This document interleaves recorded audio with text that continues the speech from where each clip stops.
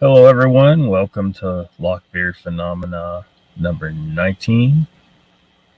Why so cold?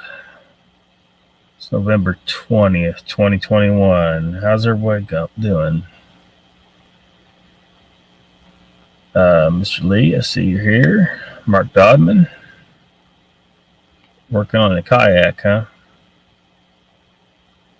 Mostly listening rather than contributing to chat. Hope you are well, LOCKBEARD. Yeah, I'm all right. Mark Dodman. Catch me something, he says. The Bat Mom's here. Oh, shaving off his beard, gets cold with no hair. Yeah, man. Mr. Lee shave off his beard. That's no good, man. Sandra Piper's here. Welcome. Uncle Bones.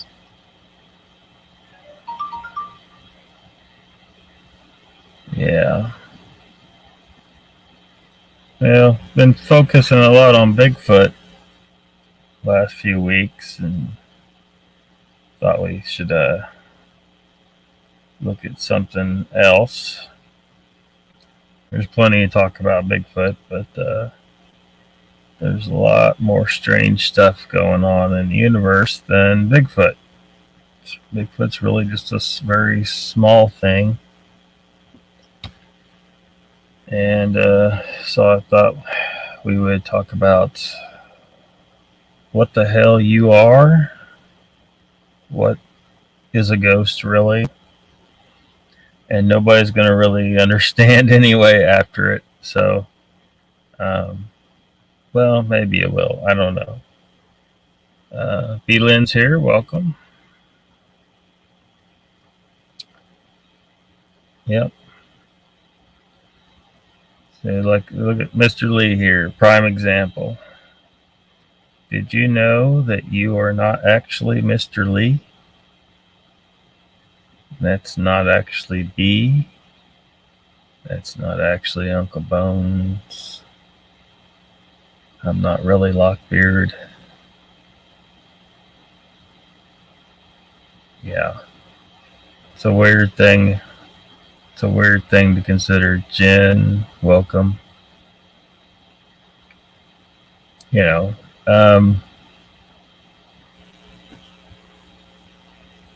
so like many of you, in my early life, I was taught we have a soul. And then later on, I trying to reconcile that with mainstream science, what they tell us about how things are, the atheistic end of things. You know, you can't really reconcile their science with the soul because one's magic and one's not, right? So went through many years of pretty much rejecting the soul. And, you know, anything ghost was just a somebody, people just seeing stuff, or, you know, like in a lot of these photos you see, which some of them predate CGI and stuff like that, haven't been debunked or proven fake in any way, showing these images that shouldn't be there. People standing there, translucent. They shouldn't be there.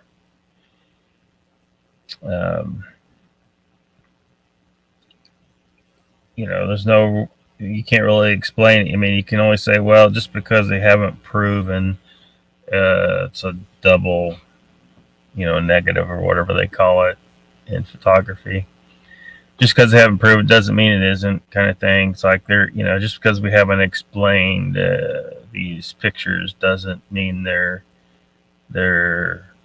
isn't an explanation for it that makes some kind of logical sense. But as my understanding of science started taking some turns, because if you study any of the sciences, you go to college, they give you a degree plan, and you kind of, you take some basics in a variety of subjects, but you end up focusing on something specific. You specialize. And while this is good when you need specialists to handle certain things, I think it also puts blinders on you, like a horse, with the deals on there, so they don't see. You have this tunnel vision. You're looking at the world through a peephole, which is why I think the majority of scientists out there have been, to use the term from our friend Nikki, hoodwinked by the ludicrous nonsense of man-made global warming. Which everyone that knows I have an environmental management degree are going to, some of you may be surprised to hear me say that, but some of you have already heard me say that. But I, on the other hand, couldn't make up my mind what field to go into, and never got a degree plan. Till the very end, and then I made my own degree plan, and then they signed off on it. Which, making your own degree plan isn't. I don't know why any student needs anyone to help them with their degree plan. It's all outlined in the course manual. But before I got to that point, I spent a lot of years studying a wide variety of subjects, and I think it prevented me from being too focused on anything in particular, so that I maintained a broad perspective on the sciences in particular, although studied other stuff, some business, some psychology, and so on.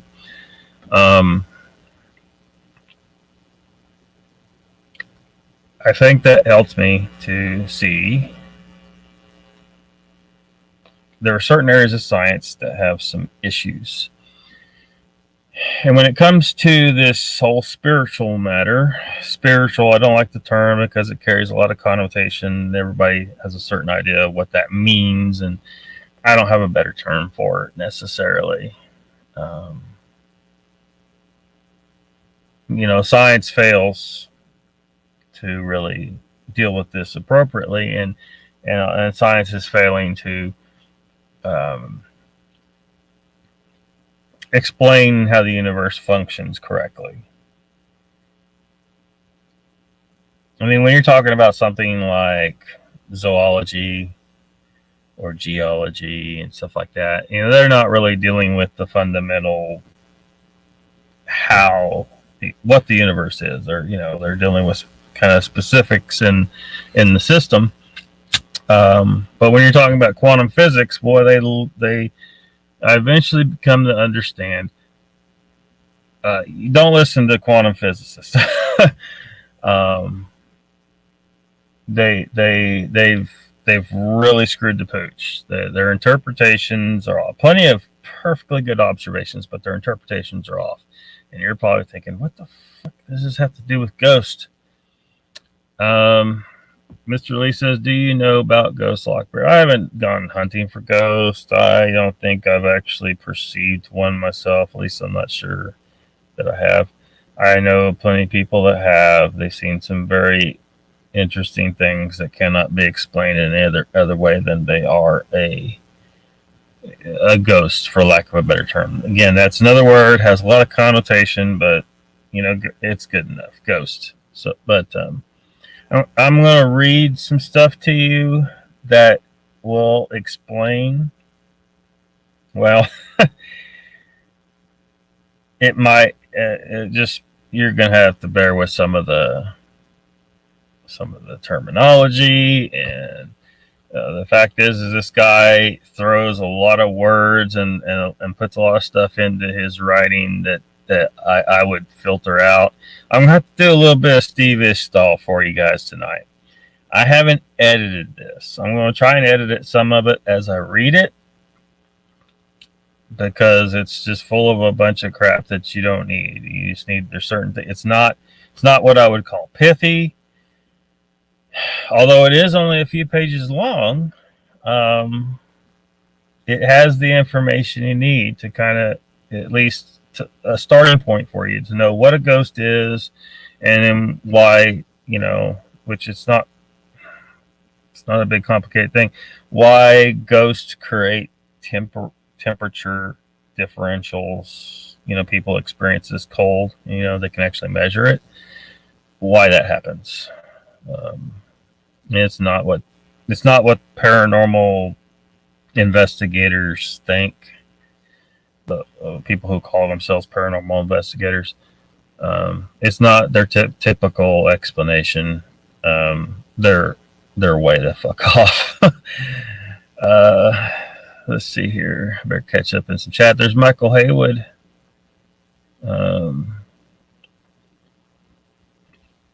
Can't blame the paranormal investigators for being way the hell off.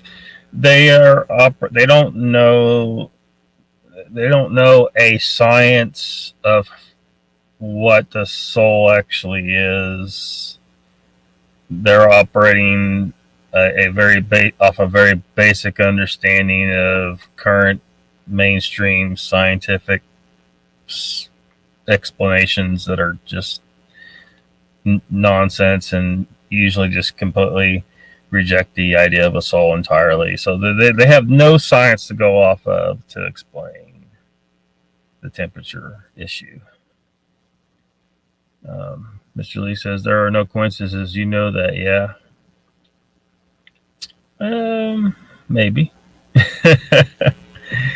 Batman says science doesn't touch that. I was taught we are our soul. Soul doesn't leave your body.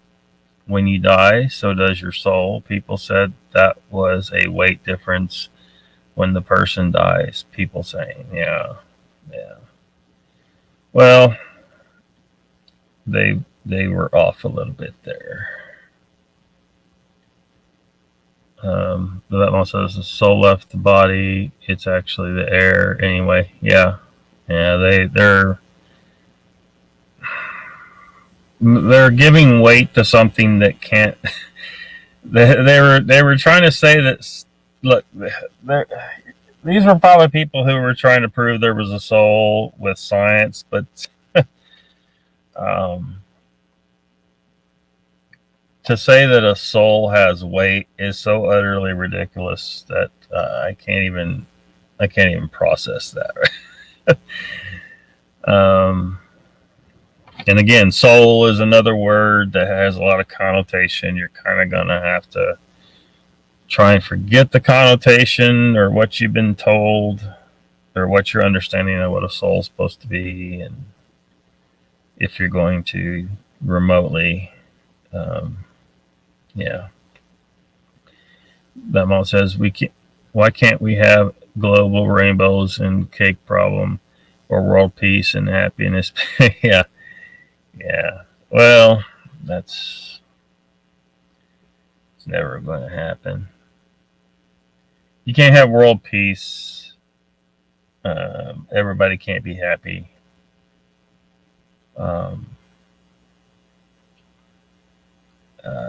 I mean, I guess everybody could be happy if you put them on an IV drip of THC and gave them all frontal lobotomy. Yeah, everybody's going to be happy forever then, but then the human race will go extinct. The human race evolved,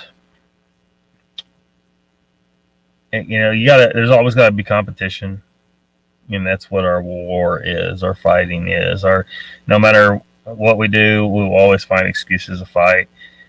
Because it's in our nature. We have to do it. If we don't, we become ignorant. We would just become straight up stupid. Totally different thing than ignorance. We would become stupid and weak, and we would go extinct. I mean, every buck has got to, ram his head into another one. They grow horns every year for a reason. No interspecies competition means your species grows, weakens, and die. That's why every species has competition of some kind to pass on its DNA. Nikki's here. Welcome. What? You going on? Why do you keep going on these random tangents, Mr. Lee? You had like 3 of them one night. Let's see. Antarctica is the coldest place on Earth. Yeah, see, I'm just kind of like, have you been hacked or something? Because you kind of like, Polly says, beardless but still knowledgeable. Thank you. Welcome to the chat, Polly. Danny, greetings.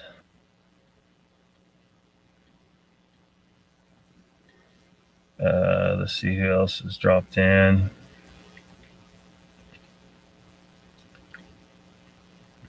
Danny says, if a soul left a body here, it would freeze and turn to ice. Well, not exactly. Yes, human. I made it out for Chinese food. Would you recommend the cream of some young guy on a Saturday night?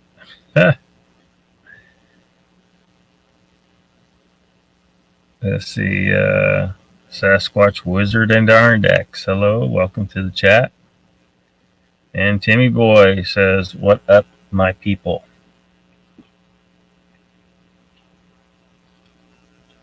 So, some of you probably saw I kind of spurred in the moment, jumped on Squash Talk the other night, and we talked a little bit about, not much about, but a little bit about ghosts and psychedelics and stuff like that.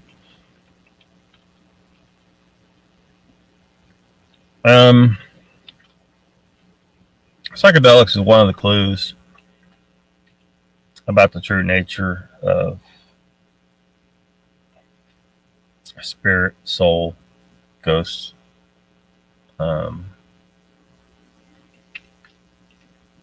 If you get into those circles and you start talking about the different types, you'll run into,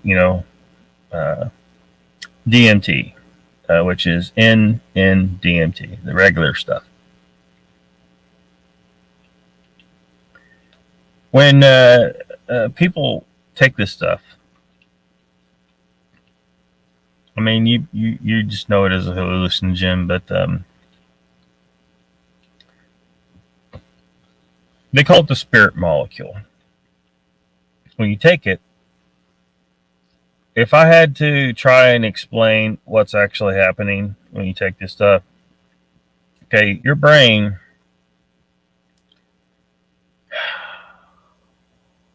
just try to think which part to say first. Okay, let's start with what you think of as your soul or your spirit, or what a ghost is a frequency. It's a frequency, and of course, like anything like that, it has to pass through some kind of medium. Like sound waves through the air. Well, the medium for sound waves is air. Waves in the water. The medium is the water, and the water is not the waves, but there's waves in the water. So there's a frequency to those waves, and so what the ancients knew is that and what our mainstream science still hasn't quite caught up to yet, although they keep coming up with these weird things to explain some of their observations, because their observations aren't making any sense, right? They're trying to say there's actual empty space out there, but now they're saying, well, there's this fabric of space-time, and there's this stuff called quantum foam, and all this crap that they're trying to understand. Like they think there's dark matter because they're detecting what they think is, you know, the effects of gravity. So it must mean there's more mass that they can't see, and they're not understanding what the hell's going on. So anyway, so think of the ether, because the ancients knew of the ether. That, you know, there's other words for it, but you know, different people call it different stuff, trying to understand what it is. But you know, the reality is you'll never understand the true nature of the ether itself. But if you understand, it's like an ocean, and energy, frequencies, waves are passing. There's all kinds of frequencies bouncing around, and the medium that they propagate in is the ether.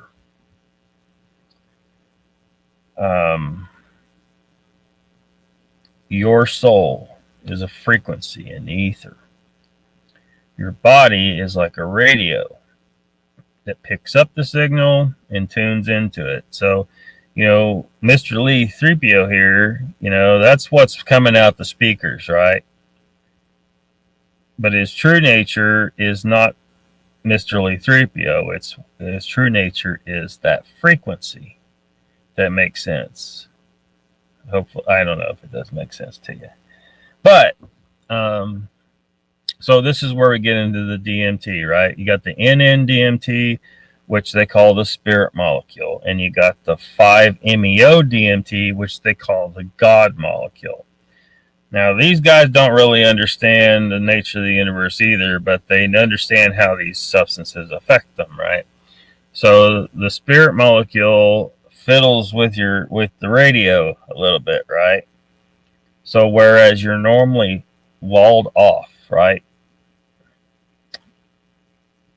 where you're not in connection to the rest of the universe necessarily. You're the individual that you are is supposed to function in this reality here, and so it appears that NN-DMT, the spirit molecule, kind of cracks the window. You imagine you're contained in this little house, and normally you're supposed to be walled off. Like, you're not supposed to remember what you were before you got attached to this physical body, so that you can function appropriately in this reality. If you remembered what you were, you wouldn't want to be here. You know, you would be like, this is tedious, it sucks ass, I want out. So it appears the NN-DMT cracks a window, maybe opens a window or a door, and allows you to kind of perceive this, what you call the spiritual, for a time. Because your body is this chemical system that's designed to keep you all off, but you took the NN-DMT, the spirit molecule, and it kind of broke down the barrier between you and the spiritual for a little while. 5-MeO-DMT, they call the God molecule, because what happens when you take that stuff, if you take enough, it's the stuff that comes from the toad venom gland, right? You don't lick the toad. That's a myth. But they call it the God molecule because when you take it, it's as if that little house you're in got completely destroyed, and all barriers between you and the rest of the universe basically are broken down. The individual that you think you are right now is completely gone. They call it ego death. You don't remember, you know, you're just not, it's just not you anymore. You remember that you're part of the one, the universal consciousness, or what some people refer to as God.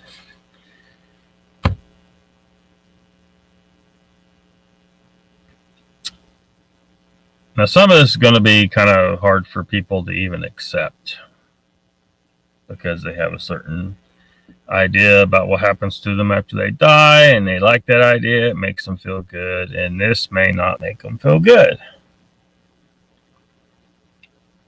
Timmy Boy says it's not just a little ad trip, bro. It connects you to different planes of other realities, and it is enlightening for myself anyway. Yeah. Yeah. That's exactly what I'm saying. You know, a lot of people just think it's hallucinogen. Those things are hallucinogens. No. Your body is a radio for consciousness, for that signal, for that frequency that makes you what you are. And these are like, there isn't like a knob you can grab, but these substances, because it's a chemical system, so these substances act as your little knob. You can fiddle with the dials, and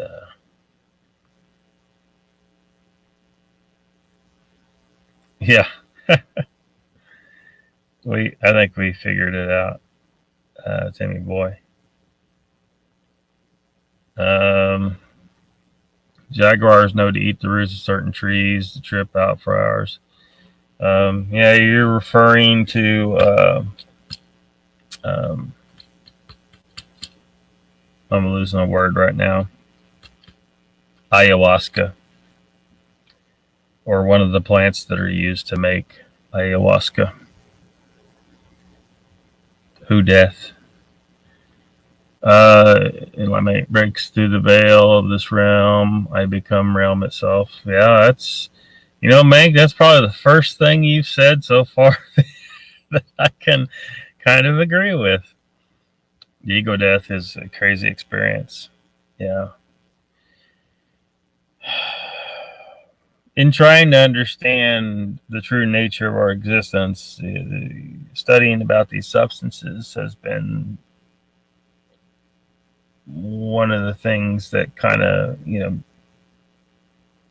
entered into my consciousness, over 20 years ago. So I've never used any of these substances, but I'm relying on information from people that have, and the chemistry. Icons here, welcome.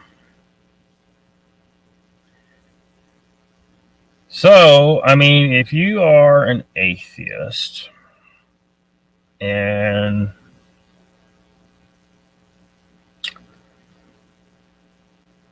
you need to look into it, because again, to me this is a completely scientific explanation of things, even though I'm using words like soul, spirit, ghost. It's completely scientific. It's, I am taking the magic out again. Sorry for the people that believe in the mystical interpretation. But atheists are off too, because they basically made, they're a religion, whether they want to call themselves a religion or not. It's just a religion that doesn't have a God and can't back that up either, right? And you basically made your holy book the mainstream science. Team Boy says, I was just trying to get high at the time, but quickly realized I had to find out what happened to me because it was so profound. Yeah, you experienced ego death. Timmy Boy, or whatever name you normally go by, was gone. And it probably, when you came back, you were probably a little freaked out, because you are, when you get back here, you think this is who you are, which is necessary to function in this system, but you have to be prepared for the time when you leave, which is why, do you want to come back? Do you want to be truly liberated? Because you can not come back, but that's a level of enlightenment's required. You know, wisdom is required. And if you haven't achieved that, then what'll happen is a new radio will get latched onto your signal and you'll be back here again.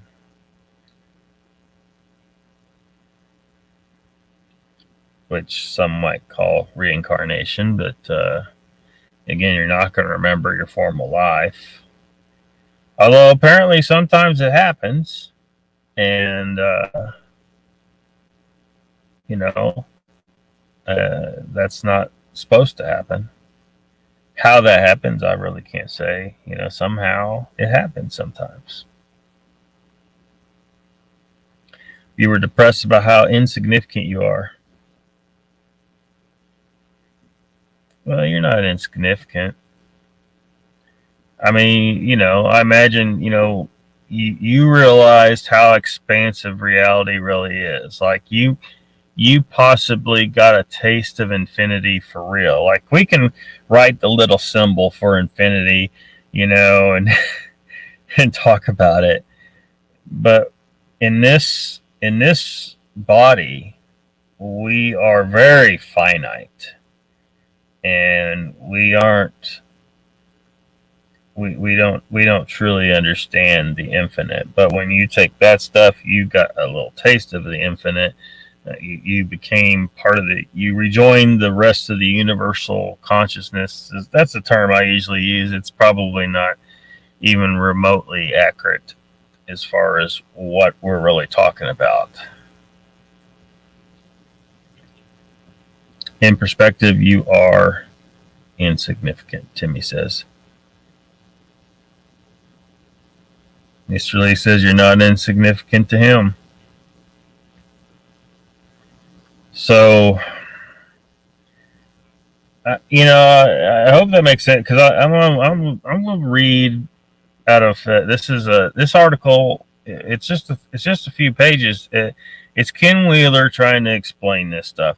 Problem with Ken Wheeler is there's a lot of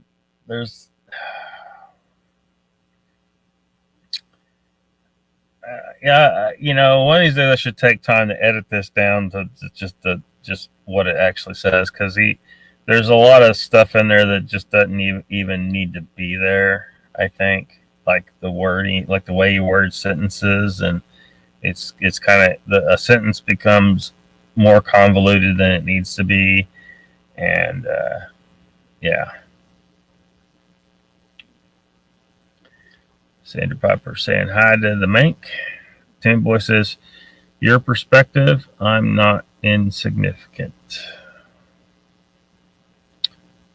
So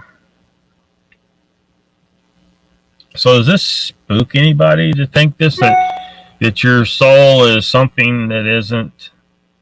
It's not. I mean, did you ever really truly understand what they meant by a soul, right? But that you're a signal. It's in the entire universe. It's everywhere out there. Because remember, you know, this is what Ken Wheeler says all the time. He said he refers to your body or your brain as a radio, and it's picking up this signal.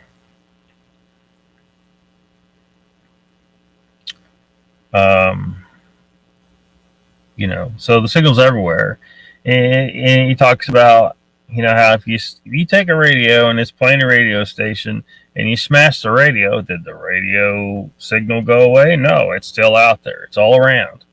It's just the radio that's gone. Your body is that radio.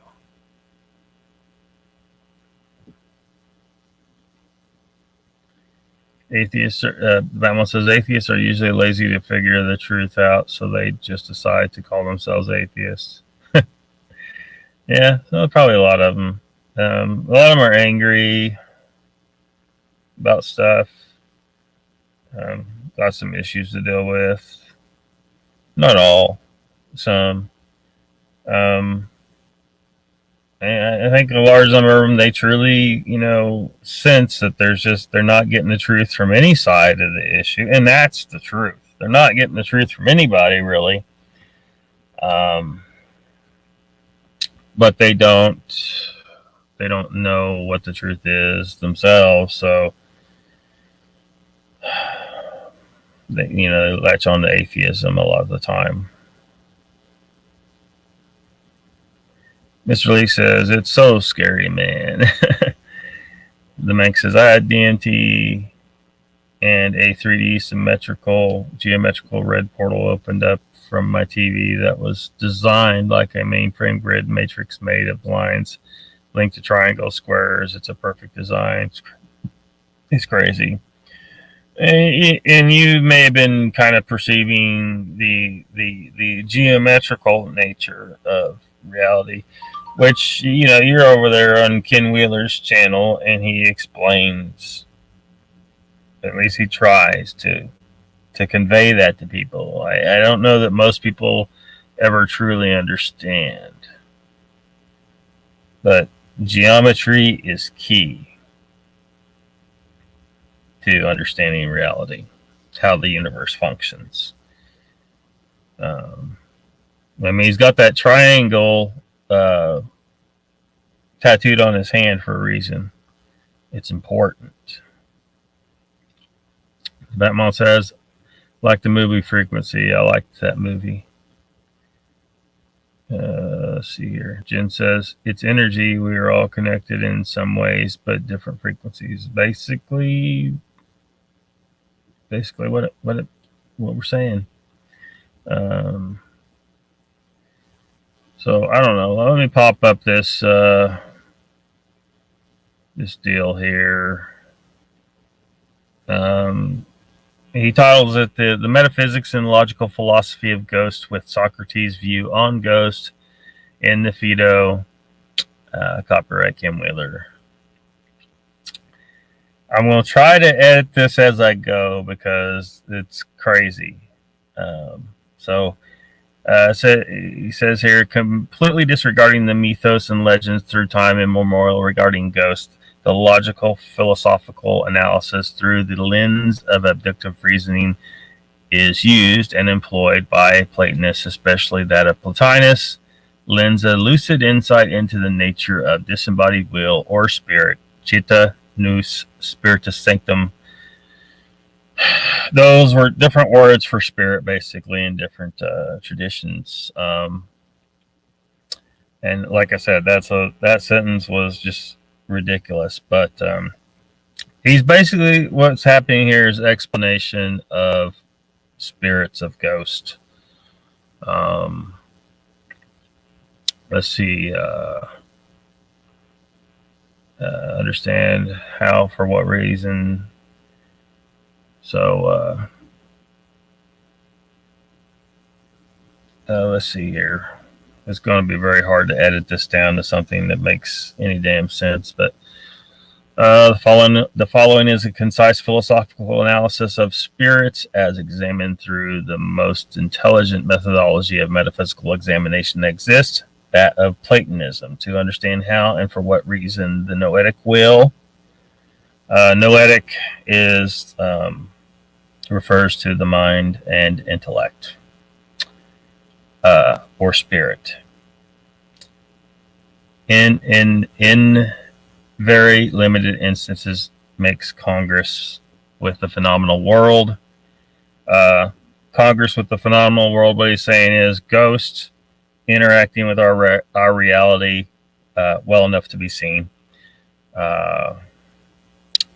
And then, this cosmos aesthetos of living beings. Basically saying ghosts interacting with our reality, where we actually see them, or they sometimes affect physical things. Hauntings are associated with places of mass casualty, such as battlefields or mass murder, far less so to the mere resting places of bodies, according to countless legends. And he quotes Socrates here: the souls wander about until, at last, through craving for the corporeal, which has unceasingly pursued them, they are imprisoned once more in the body. So what he's saying here is this person who's haunting, right? This spiritual entity, this is still hanging around because they haven't achieved adequate wisdom. They're just too ignorant, and they use the word ignorant a lot. Ignorance is important to all this, and so Socrates refers to it as imprisoned once more in a body. So basically, they'll get attached to a new body somewhere, and they'll be stuck here again. The majority of phenomenal interjections by the disembodied hauntings are related to the ignorant single person, now deceased, who were extremely incapable of disobjectification, i.e., disassociation with empirical life while alive, cleaving to the phenomenal body and its desires, regrets, unfinished tasks. To illustrate that, other than hospitals, battlefields, and jails, single residency homes wherein an extremely ignorant person has deceased have an extraordinary amount of phenomenal interjections occur. Again, it's just saying, this person, disobjectification means you're still identifying with the body. Mr. Lee 3PO, when he's gone, he still thinks he's Mr. Lee 3PO, and he hasn't figured out. It's like, it's time to, get out of here. So he's still associating with empirical life, because he says this association with empirical life while he's cleaving to the phenomenal body. It just means you're still attached or cleaving to your physical body. Desires, regrets, unfinished task. Let's see here. Where he says the phenomenal interjections. That's just a ghost appearing in our reality, in the physical realm. And then he quotes Socrates some more. The impure and contaminated soul, by associating itself with the corporeal body, is permeated by congregation and intercourse with the body, will have for the longest time associated and practiced with the body. It's basically saying the same thing.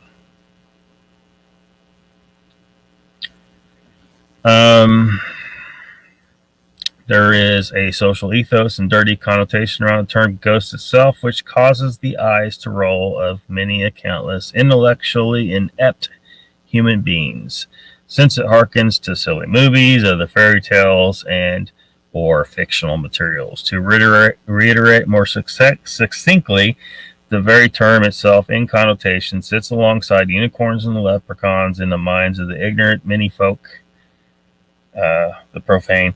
However, the most wise minds of history's great philosophy and metaphysics have ever so reiterated and spoken about disembodied beings. So, yeah. Which a lot of people assume that, those great minds were just still cleaving to some ridiculous religion, like a lot of atheists do now. But, or a lot of atheists think that. But we're talking about people that actually knew how the universe was functioning way back in the day. Well, some of it. They knew that ghosts were real. They knew spirits were real. Analogously, this absurd position would presume there is no signal upon the breakup of the radio. Now, this is Ken's words again. Which tunes said signal, nor existed before the radio itself. Nobody with half a mind would forward such nonsense. See, this is where he could have left that out. Nobody with half a mind would forward such nonsense. Leave that out, but will gladly and ignorantly deny the signal sans the radio receiver in making myopic conjectures about this loaded term ghost. Yeah. There's just a lot here that could be edited out. There is no soul in the body, nor is there a signal in the radio. no soul in the body, just as there's no signal in the radio. However, this fact is no forwarding of a denial of either the soul or the signal regarding the radio. The two pairs are consubstantial, one making it broadcast, the other making life. For any fool to forward the soul yet deny disembodied ghost beings is a self-defeating and unwise worldling. Boy, I wish I had edited this. So, because there's just, a lot, some of it's repeating itself and just unnecessary stuff. Tim Boy says, I think to truly understand what we are talking about, you have to experience it yourself. And even then, there is a frustration in trying to get other people to understand. Well, and there's people that show up, because we're talking. The guy who wrote this, Ken, over on his live stream. People show up there all the time trying to talk to him about psychedelics. He doesn't want anything to do with psychedelics. He says you can achieve what people think they achieve with psychedelics on your own, without the substances. And he's just anti-drug. He doesn't drink. But they keep trying, and they just, if I was him, I'd be a little more annoyed than he acts. Just like I get annoyed if someone tries to get me to drink or to smoke marijuana. I don't want any part of it. I'm sure you think it's wonderful, it's fun. No. Why do people have to try and force people to use the same substances they think they should use? And Ken doesn't want to do that. And if he can achieve these things without the drugs, why do people keep coming in his chat harassing him about using hallucinogens? It's just crazy. But Scotty's here. Hello, Scotty. Welcome. Icon the Great. Let's see here. Catch up in some chat here.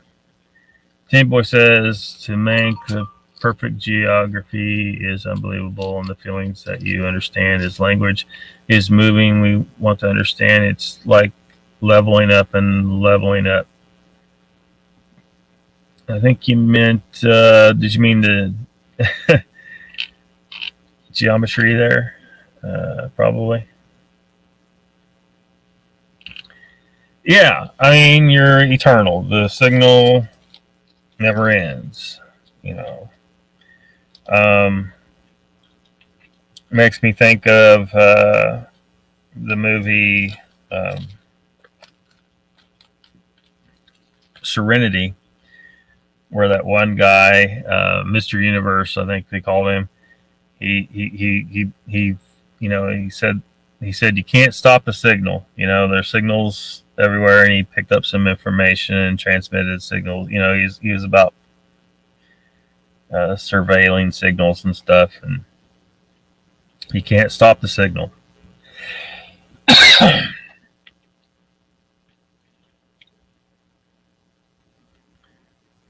How are we all beautiful people?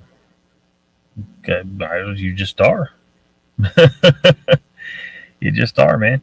Michael says, Mr. Lee, that's selfish. I wanted to be you for a while. Well, in a way, when you both die, you'll both be each other, right? Mr. Lee says, what did you think about 168, Lockbeard?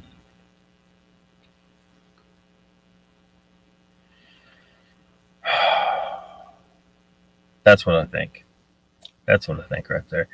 I don't know if I want to.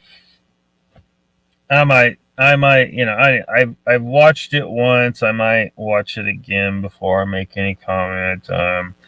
Apparently, a lot of people are getting quite bent about any kind of criticism of it, and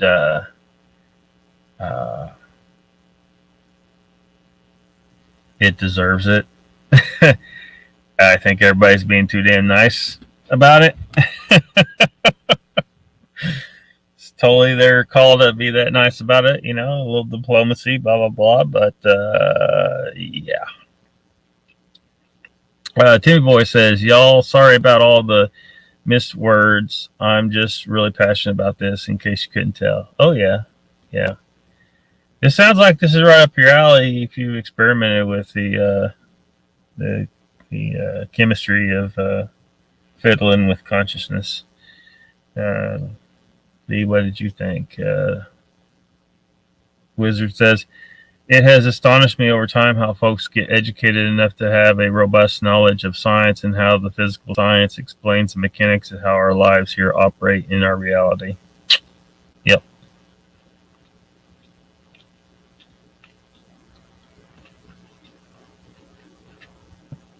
Miss Jolie says, don't be salty, Michael. I can't be good all the time. Chilling brain, just chilling. How you into? Did anyone think Jesus didn't know this? He showed us live here on earth. Timmy Boy says, I have to wait and see the rest. Scotty says, well, thank you. I'm going to start my little crawler later. It's been a few months since I had her running. Apart from that, just a chill day out in the paddock here. Show made sure that people are one soul. Yes. That people call source code or God, aka the electrical universe. You know, you're getting off track a little bit with the electric universe people. They are off, but the rest of that's good. Was like other people was, and I was them. You need to listen to Ken about how the electric universe people are not correct about some stuff. And Ken, you know, you just listen to Ken. He's the only person I know of out there who's actually trying to teach this in depth. Okay. You could go, I mean, you can't hardly find any, there's very little video you can find of Eric Dollard. Unfortunately, you know, if there was anything, I mean, there's of course there will never be video found, I don't guess, of, there might be some video out there of Tesla, Nikola Tesla, Heaviside, all these guys who actually were trying to teach people, or, you know, they were actually studying the real science, really understood, you know, some things about how the universe really worked. Of course, the government confiscated a lot of Tesla's stuff, and anyway, I don't really know of anyone else that's who's telling the story correctly, at least as prolifically as Ken Wheeler. And if you ask him about Electric Universe, he'll tell you they're not right. I mean, they got some points right, but use your last name Rogan, asking for a friend. No one should just do hallucinations. I was doing LSD at 15, some say.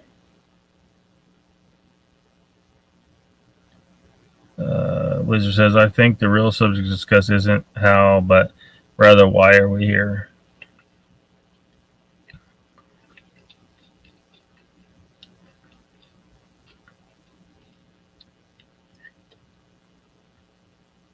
I already saw that one. That's what people say is wrong, Timmy says, with me, but I'm glad I experienced it and continue to be amazed by it. Well, they might say, you know, people who haven't used it, of course, not all, because here I am, right? You know, they're polluted with these ideas that these are these horrendous drugs that, and occasionally people has a bad reaction, but as I think it was Joe Rogan said in one of his shows when they were discussing this, that you kind of get out of it what you bring with you. So if you have a bad time, it's because you got some shit to work on. And yeah, but you know, there's a lot of good things going on with like studying the mushrooms and treating PTSD, and of course they know that microdosing increases intellect.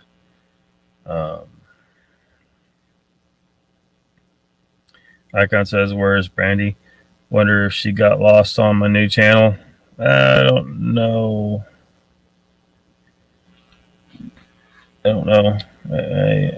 She may show up. She may not. Icon says, "Timmy boy, if people think there's something wrong with you, it's because they have no clue." Where's Patrick Vaughn and his moccasins? Anthony Patch. Timmy boy, there is nothing wrong with you.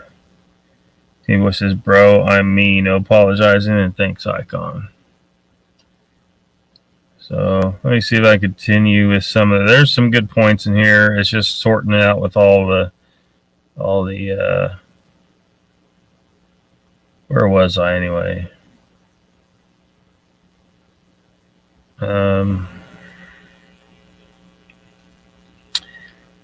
This is I think this is more Socrates. Is this Socrates here? The spirit is at war with whatever is not spiritual. But for those who have traumatically died before their time, or with much occupying their minds, which, again, he's providing the terms again: spirit, nous, jita, whatever, mind and spirit, it's all the same. And especially for those grossly enthralled with and in identification with their empirical self, this body. These are found to be the progenitors of the lingering and phenomenally experienced ghosts of which are encountered. So you don't want to die in that kind of state. You don't want to be, you don't want to find yourself craving to deal with something here on earth or bound. You want to be able to move on, and that's the problem. That's the problem with with hauntings. Is these people? There's a problem. These people have a problem. This is not a healthy situation. They're not supposed to be here. Something is wrong. So continue here. These ignorant mini folk, the common profane man. They're calling it ignorant. They're saying ignorant people end up like this, which seems kind of rough, but whatever. They are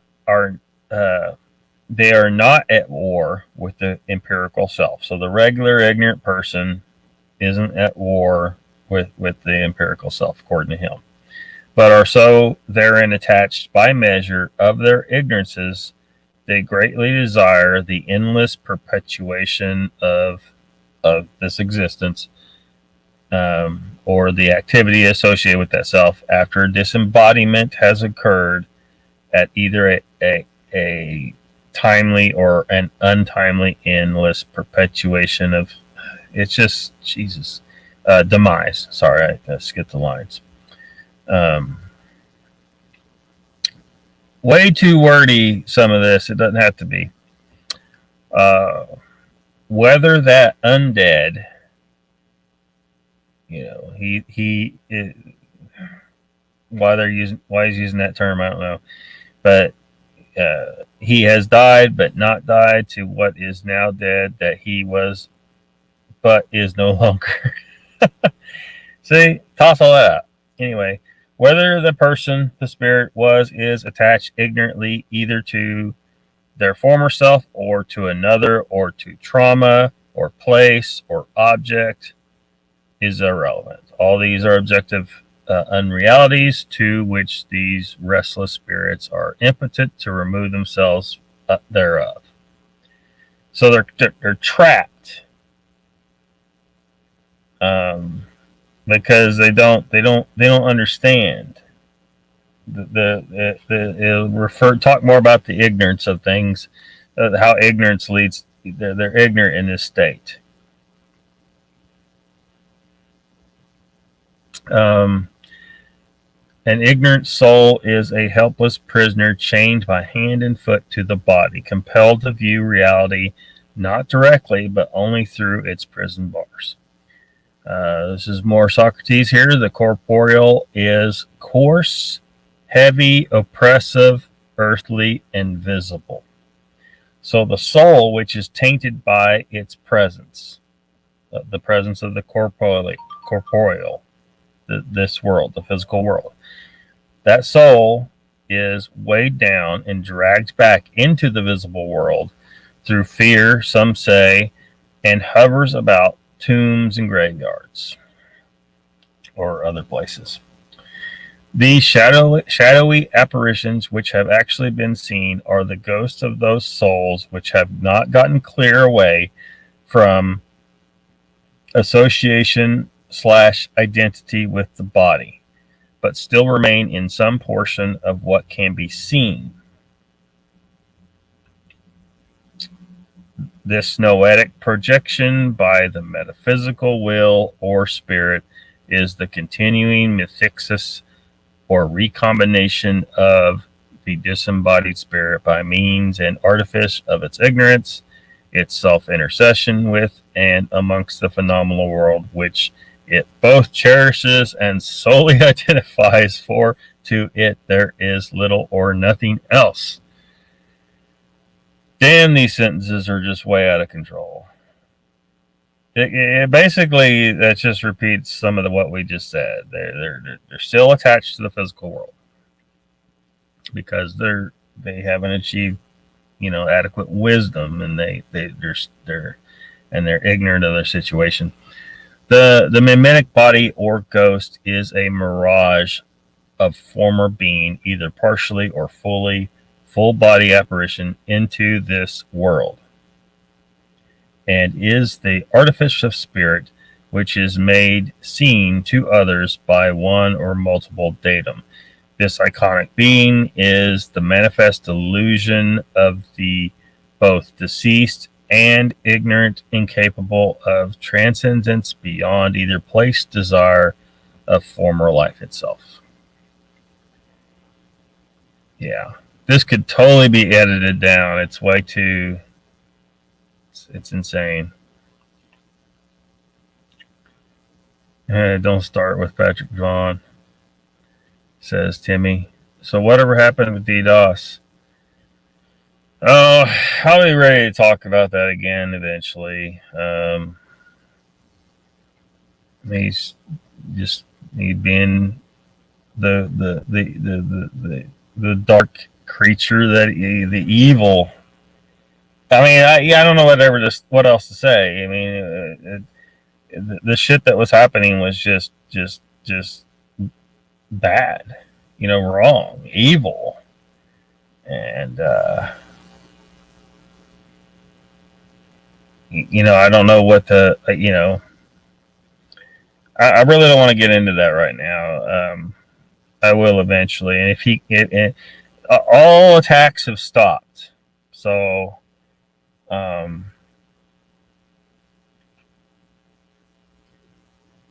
Yeah, I think he may have realized that they were what they were doing, like they were definitely in the wrong. Me criticizing someone for committing a crime like that is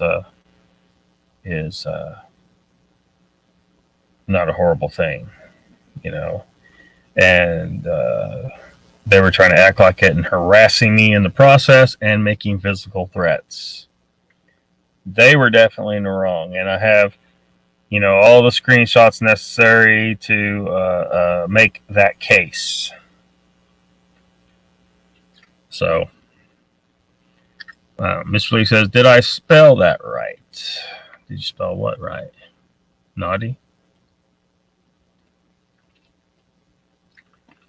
Team Boy says, I like Patrick. I think he's intelligent, well-spoken, and probably a good guy. That said, I just don't believe his Bigfoot stuff, and Patrick doesn't expect me to believe him. I just take little jabs at him. Prairie Fire, welcome to DDoS is right back at YouTube. Yeah, Prairie Fire. It sounds like you may not be up to date with what's been going on. I did a show a few weeks back, an angry show about him, and after that I was met with threats and harassment online. They claimed I was harassing them, but I just talked on my channel. I wasn't going over to their channel starting shit. But yeah. Jen says some are stuck in a loop. Some can have direct interactions. Some know they are dead. Some don't. Yeah, some of that's addressed a little bit further along in this, so I'll get to in a minute. Brandy's here. She says, fuck D and fuck talking about it. Welcome, Brandy. Let's see here. Prayer says, if DDoS were white, he would have been dismembered and definitely not allowed back on YouTube. Yeah. Well, they even tried calling me a racist for even addressing the issue. So you know how that is. And I think they found out pretty quickly that playing that card doesn't work with me. I don't give a fuck. I clearly wasn't being racist. So, they can fuck off with that shit. T-Boy says, if the attacks stopped, then cool. Just wanted to see how you handled it. Well, I was being threatened with lawsuit, and I responded twice in email to that situation, and apparently what I said in the second email shut that down, I think. Or maybe he's out there trying to put together a lawsuit, but I guarantee he will fucking lose, especially with the evidence that I can show. So Michael says, Danny, what made those red wolves feel romantic when you came around? Uncle Bone says, Brandy, fuck everything. Well, thank goodness you stood up, Lockbeard. Yeah. I didn't need that shit because I got plenty of daily shit to worry about without that bullshit. But I'll fight. I will fight. Well, that's a much nicer. Boy, you came in hot. Prairie Fire says, I'll leave it alone. Bless you, Lockbeard, for speaking up. Yeah. I just felt I felt it was necessary, because a lot of people coming in and, they don't understand, like, the kind of person they're dealing with, besides the fact that he's just pushing this bullshit dogman stuff. Of course, I'm sorry if that offends people, but I think dogman is bullshit. But yeah. Wizard says, but be careful, very careful with the excitement of knowledge. Deception is the ally of darkness. Ask yourself, why are so many interdimensional beings scratching at the veil? Maybe because we are special. I don't think, well, I don't know, define what you think special is. I mean, certain people's spiritual tradition is designed to elevate them to some kind of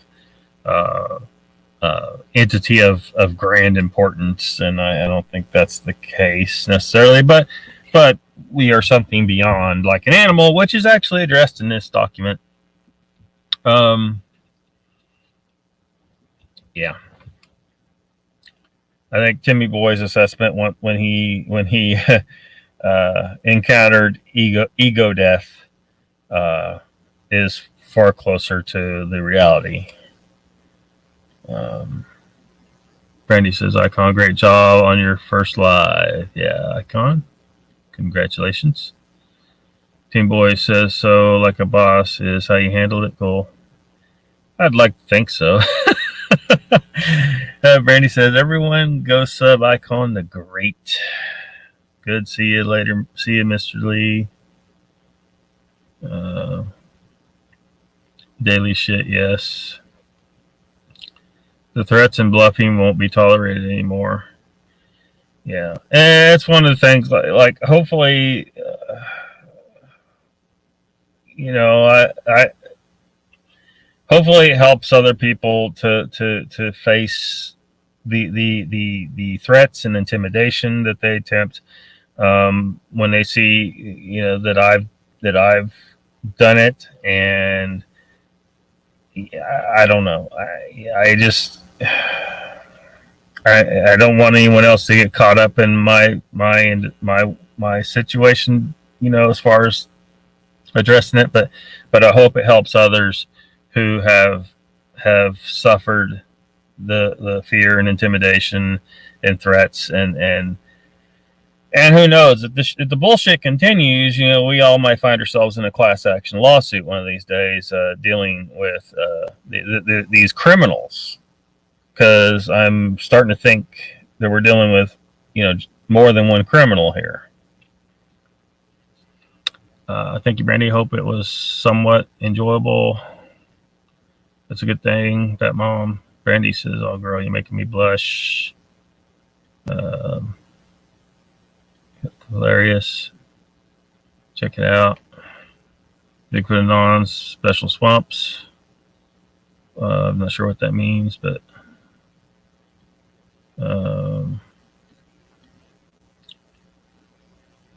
very good to see Batmom. Love how Darkwaters tried saying that he did his time. No one brings up the other girls, as well as saying he apologized. He apologized to a B story he's made up. Yeah. I had to drink water. What type of channel are you doing, Icon? Caught the Megadeth. Yes, Lockbeard. I'm not sure which part you're referring to. I commend you, Icon, for just drinking that shit black. Thank you. How's your drinking voyage this evening, night, Mr. Lee? Don't really have a theme, just hang out to BS and have a good time. Brandy says, Icon, you look like my brother. It's crazy. Prayer first says, absolute Lockbeard. There's a whole cabal of them. Just ask Viconda. Yeah, they said that too. In the process of their threats, they said, yeah, ask Viconda. They said that. Yeah. Motherfuckers. I have screenshot of all that shit, and I didn't take all the screenshots. I had some help with some of that. Because you're not the only ones with some backup. Damn it. Mr. Lee says bullshit will always continue, Lockbeard. Yeah. Did you check out the surf playlist? That is not your thing. Let's see. Yes, tractors going well so far, Brandy. I'm slow. Don't judge. The bullshit will absolutely always continue. Yeah. Yeah. I just haven't got to it yet. I can, but it's cool to me. Okay, so let me continue in this. I definitely want to try and get through this stupid thing. Despite the crazy wording of everything.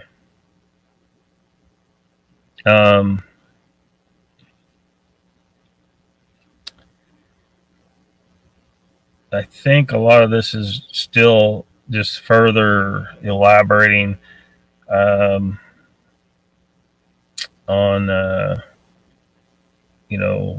why these souls get stuck here, because they're stuck here. They're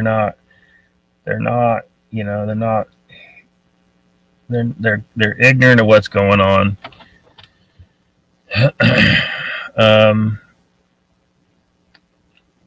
So he says here, The link between these two worlds, the spatial and the counterspatial. Okay, because they're, spatial is where we're at. Counterspatial is where what we call the spiritual is at, right? Or the noetos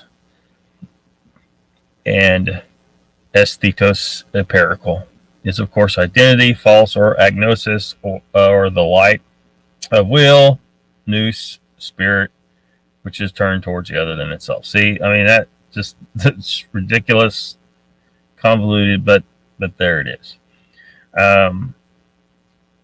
That this world alone is full with empirical life, with macrocosmic to microcosmic, which is nothing more than a harmony of spirit and matter.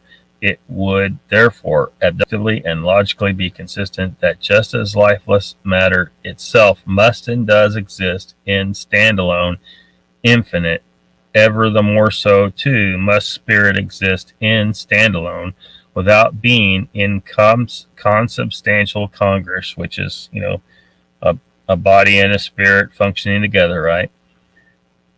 With any physical body, which we, the living, deem alike another living creature or being. So basically saying that a physical, some things that are physical don't necessarily have spirit to them, and some things that are spiritual don't necessarily aren't necessarily consubstantial with something physical. Only the ignorant and atheistic have so deemed the greatest or complete measure of totality to mere matter. But metaphysicians, and now too modern physicists, demonstrate that matter is most likely no more than a bundling of wave fronts of something else antecedent to matter itself, a mere attribute to a metaphysical subject. The physical emerges from the non-physical, kind of what that means. Platonists, Platonists, namely Plotinus, have abducted that matter is nothing more than the byproduct of emanation by the absolute, a temporal manifestation of the good. There's reference of ignorance itself being the definition of evil in some places. So it's a weird concept for some people, I think, but it resonates with me. Brandy says, me, I did all the work. You can say it, LOCKBEARD. Okay.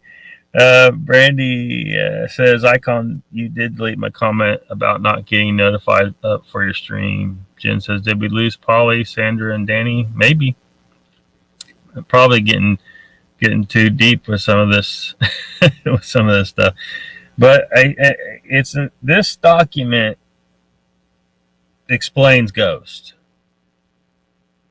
It's just trying to decipher all the because like I said, he some shit that he's got in there he doesn't even need. You could cut out half or 3/4 of some of these sentences and actually say what it says in far fewer words that the layman could actually decipher without the constantly referring back to the ancient words like nous and chita and all those words. Like, those are just ancient words that kind of means they have a meaning in the English language, although the translations are a little bit wonky, but it's good enough to kind of explain without actually using those words, because you don't know what cheetah is, you don't know what noose is unless he explains it, and he does kind of, but we don't need that, right? We need English.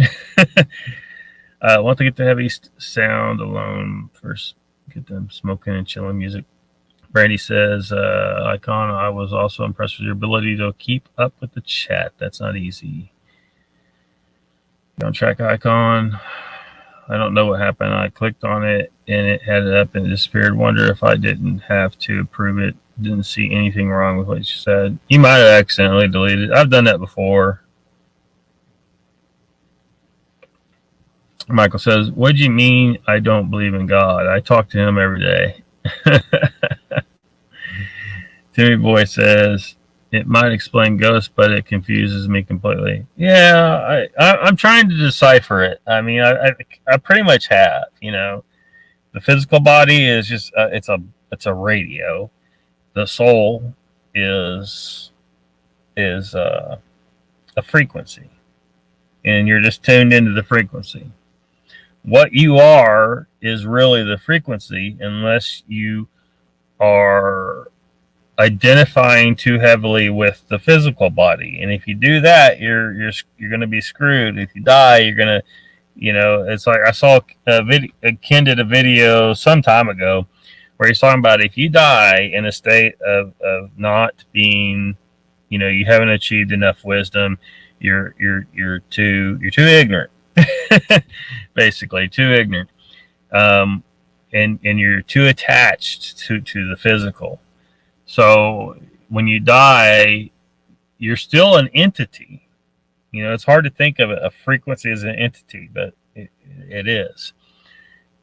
He says you'll be like grasping for, like, where's my body? Where's my body? And then you'll grab onto a new body, is basically how he put it. So you don't want to do that. You want to try and understand and realize that you need to be less attached to this piece of meat that you're in, because your true eternal self is a frequency, which is weird as hell. It's hard because we're used to see. I think there is a conspiracy of sorts at going on in our world, that where you have people who really, they want us to focus on this, so that we can't achieve the level of enlightenment and wisdom needed to free ourselves when we die, when our physical body dies. Jen says, Ken, from this example, overly wordy. Yeah, he's overly wordy.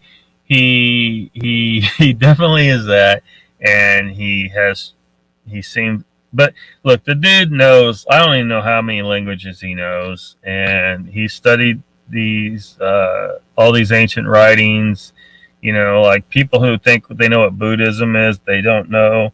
They need to go watch Ken's videos about Buddhism. People who think they understand how the universe actually functions, you know, but they need to see him, and because he's the only person I know of that's aggressively. I mean, I'd say he's aggressively trying to teach people how it actually all works.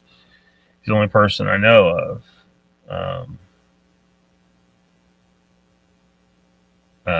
You know, you can get parts of it from, you know, materials left over from Tesla and Heaviside, stuff from Eric Dollar and stuff like that, but you're not really going to get the full.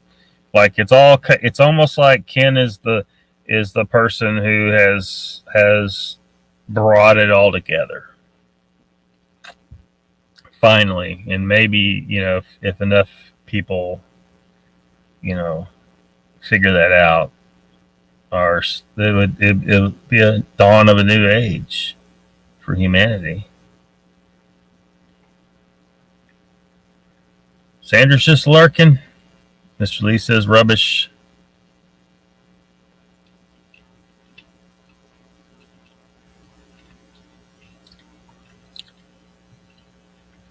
Okay, Icon says, wordy. Oh boy, Ken's got some PDFs out there that will give you couch lock for a weekend. Yeah. So I'll pass on that. Yeah. I mean, it's probably not for everybody, but I mean, we're just talking about ghosts, like trying to understand what ghosts are. I'll get to the cold part here in a little bit. Because it's interesting. You won't hear this from any of the paranormal investigators. They all come, they're absorbing energy or some bullshit. They're thinking that this is a physical entity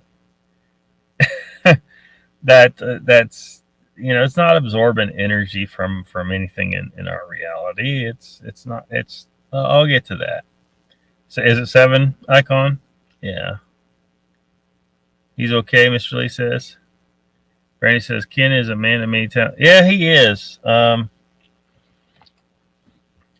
don't know everything, but but he knows these certain subjects really, really well.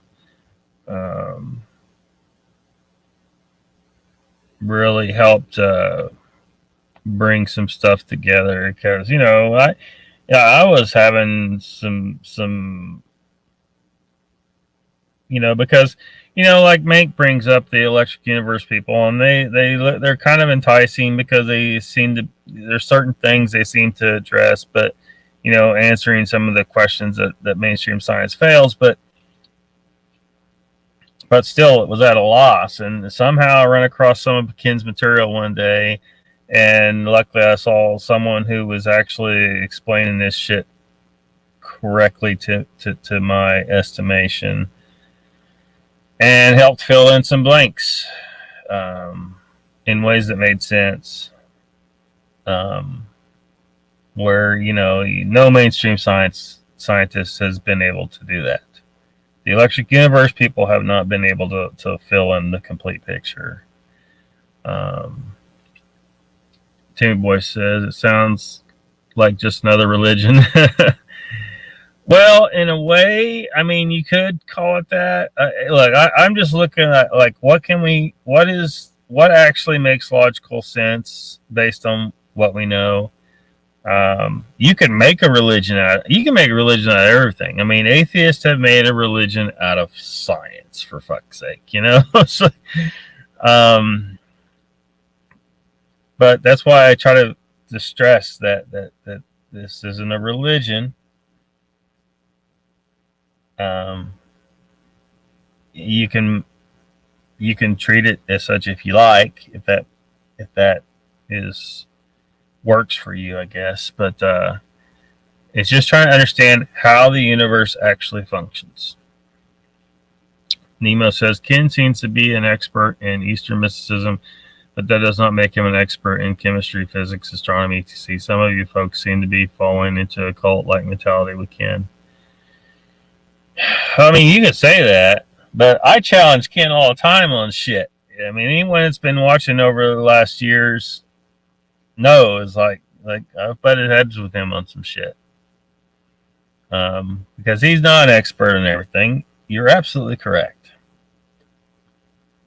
But he is an expert on this stuff right here. By far.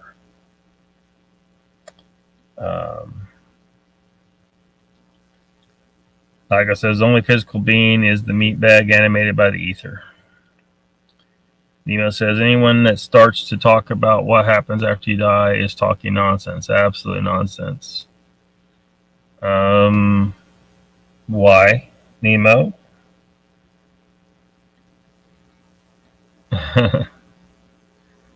Brandy says, I was referring to his work with leather. Yeah. Well, he's a big advocate for having, multiple streams of income, so that you're able to survive difficult times coming. Because he's been doing a lot of videos lately because there's a lot of indications that we're having a rise of basically Nazism again in the world. And in some countries, it's almost a full rollout right now. Not quite, but they're bucking up to it because they managed to dehumanize people who won't cooperate and get jabbed. That's what they did to the Jews, and that's what they're doing to the unjabbed now. They're dehumanizing them. They got our fellow citizens, actually cheering as the government takes away our liberties because we don't want to be jabbed. We don't want to cooperate with this complete false plague that they have perpetrated upon us, that they lied to us about, and they're using this as a way to have an excuse, and they have support from part of the population to start rounding people up. And it's already started happening a little bit. Any Jewish survivor could probably tell you the parallels that they're seeing here. Not a lot of them around anymore, obviously, but yeah. Anyway, he's a big advocate for having multiple talents, so you can be better able to survive bad times. Brandy says, "I feel like I haven't seen all of you in forever." Hello, shalom, namaste, and all that jazz. Brandy says, "I miss Ruthless. We feel abandoned by you." He's hiding in my email somewhere, says Icon. You can sub to his channel. Icon has the link. Well, tell him to find me. Michael says, just sadly kicking my can down the street saying, "Where's Brandy?" Is Ruthless gone again? Don't catch too many of 5 shows these days. Sub, shit, I forgot. Thanks, Uncle Dave, and ghosting my mama. Uncle Bone says, I've been watching his stuff today. I like the guy. Hiveless blocked him. Icon says, once again, they're revenging on us like bad Taco Bell. Yeah. They'll always rear their ugly head, I think, every so often in history. Randy says, after you block Hiveless on Facebook, it's a brotherly love quarrel. They were blocking last night. Gasoline on a fire, those two. Life can be a bitch. I'll find Michael Y.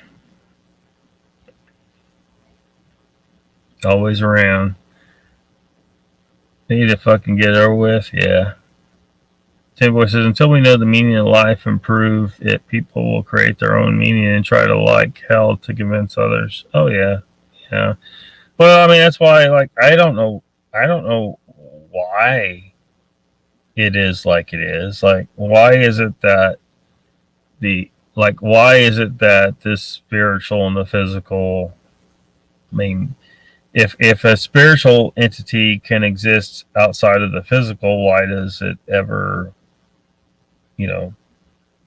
become consubstantial with the physical? It's like, do we choose this?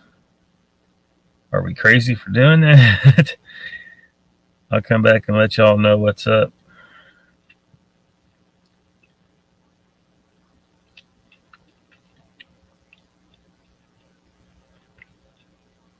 Laughing along with the comments. So,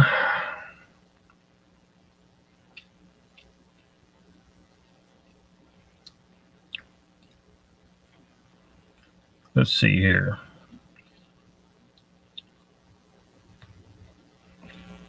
The noetic, which is referring to the intelligence, the mind, might find and make congress with matter in the form of empirical, consubstantial, and temporal being. Temporal refers to, attached to time, or, so too will be the case, albeit the rare occurrence, that spirits make mimetic intercession into and with our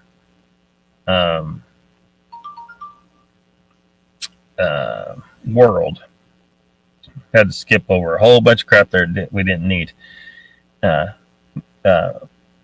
Intercession into our world in many fashions, some of which are readily apparent through the profane and extremely limited spectrum senses of human beings. So he's talking about here about, because our senses only perceive so much, and so when a ghost is perceptible to us, that's because that spiritual entity, that soul, is interceding into our reality because it's got some kind of attachment. It needs to let go of that attachment, but it's ignorant of that. It doesn't understand. logically and rightly so, by implementation of an extension of our limited senses, near infrared and out of human range audio, electrostatic, magnetic field, and video electronics have opened wide, 100-fold, the interest and uncovering of these the spirit phenomena. Hey, that's the name of the show, or or intercessions. They're talking about, like, the technology we have, that we can actually start to detect things beyond our normal senses here. That's all he's saying here. We have technologies now that are allowing us to perceive spirits. By resulting in, through usage of this instrumentation, a far greater spectrum or bandwidth of data as pertains to spirits has been made readily available for examination. Like, we can actually detect these things now with technology. People have been declaring since about the early 1900s that as humans become more technologically sophisticated, the premise that ghosts would vanish into oblivion of an enlightened people. But the opposite has become the case because of this technology. We're actually going in the other direction. We're learning that spirits are very real and we can detect them now. Not very well, but we're getting there. What we now have before is a flood of proliferated broad spectrum equipment which sees and records far above and below visible spectrum EMR, and the worlds of existence has been so broadened with such a multitudinous and inexpensive amount of precision equipment, transspectral recording devices, and the like, that the realm of disembodied beings has not been dismissed, but rather blown wide open. Again, I'm having to edit out a bunch of wordy crap, but it's the same. We got the technology, we can start to detect things now.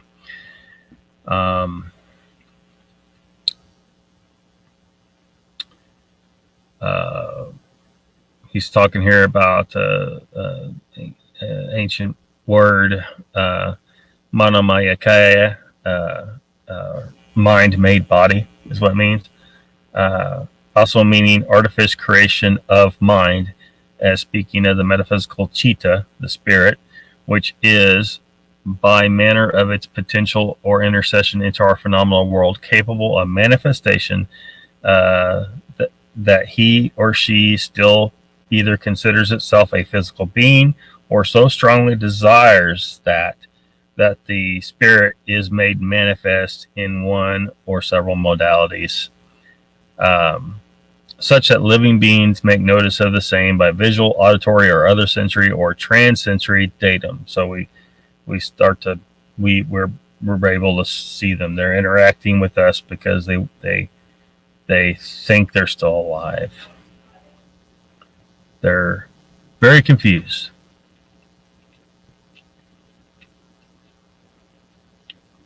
Or they want to be. They want to hold on to something here.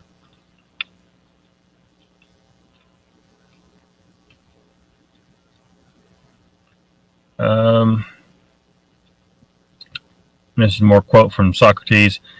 Because using the body implies using the senses, when the spirit is drawn away by the body at birth into the realm of the variable and loses its way and becomes confused and dizzy as though it were befuddled. These are, I don't know, needs to be translated because he's talking like Socrates, right? Highlighted this problem as brought forward by Socrates. Intercourse by the spirit with the temporal body further enthralls the will or the spirit into objectification, ignorance, nescience, spiritual amnesia. That, as it were, the puppet master or spirit has only identity with the mimesis or mirage of spirit, the puppet itself.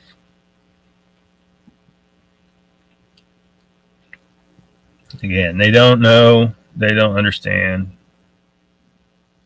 Um, Literal ignorance of the situation. Uh, so, those many or few who are so enthralled with this jointed and temporal puppet, as echoed by the ancient philosopher, are still, by metaphysical means, projecting the spirit into the phenomenal world long after the strings or life of that puppet has been cut at the time of death.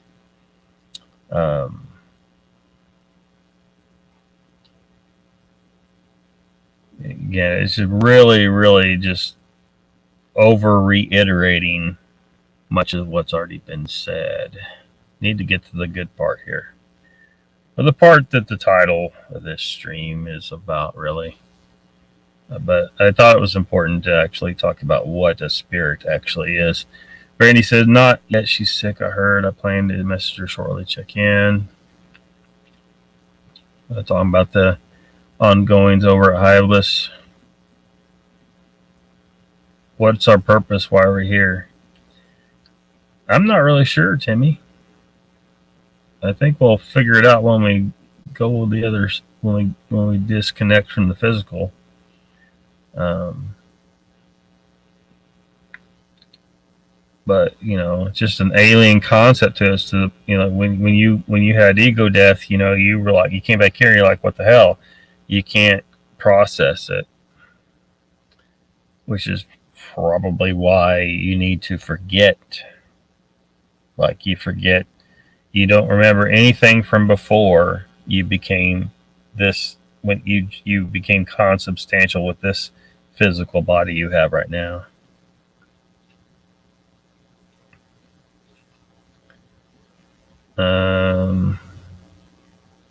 I told CB to join your group. I don't know if she has yet. But get her side too.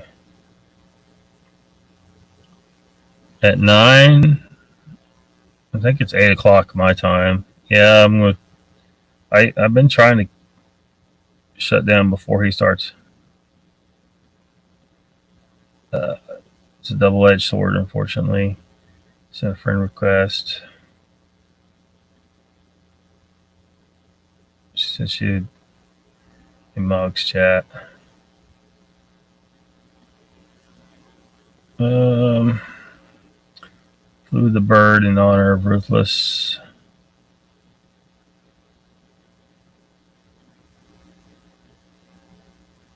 Let's see, I didn't get to see the stream before he took it down. Why are you skipping my comments, sir? There's just so many, but yeah, y'all are just talking about Hiveless stuff, so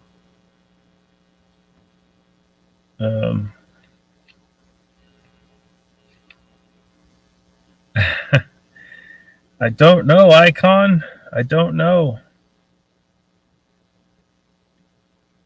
Let me try. I want to kind of talk about the animals a little bit, and then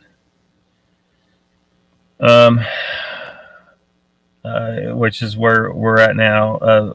The word animals literally means has a soul. So it can be concluded that since animals have little to no self-identification, neither grieve over themselves or fellow kind. That's not always the case, but he's talking about slaughterhouses where hundreds of animals meet brutal fates. There has not been, to any record, a place of noetic or spiritual intercession by the disembodied deceased of those former living creatures who, with meager rational consciousness, lack the premise whereby they grieve their own bodily fates.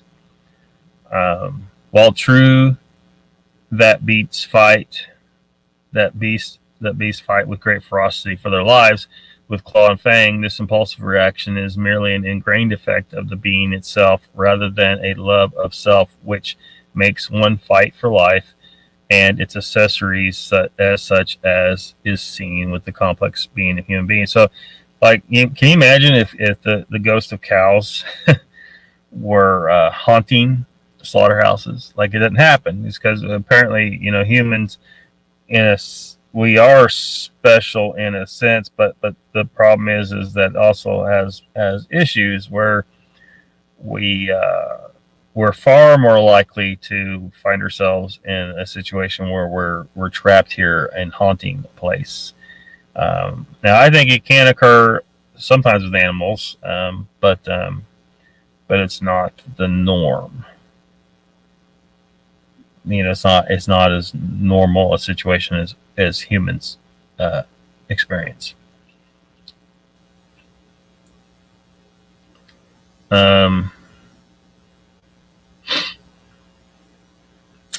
Those phenomena which have a mere repetition of intercessions. So the ghost just keeps appearing and doing the same thing. Akin to a record skipping over a same track over and over is due to the being, which is either wholly or willfully ignorant of either living beings, and also the flux and material surroundings. They can't tell that things are changing. They don't know you're there. That they don't know that there's passages of time, renovations, says, or the general change in the topos, the place of the deceased who cleaves to that specific location, either due to a traumatic death in that location, ignorant attachment to said location, or otherwise.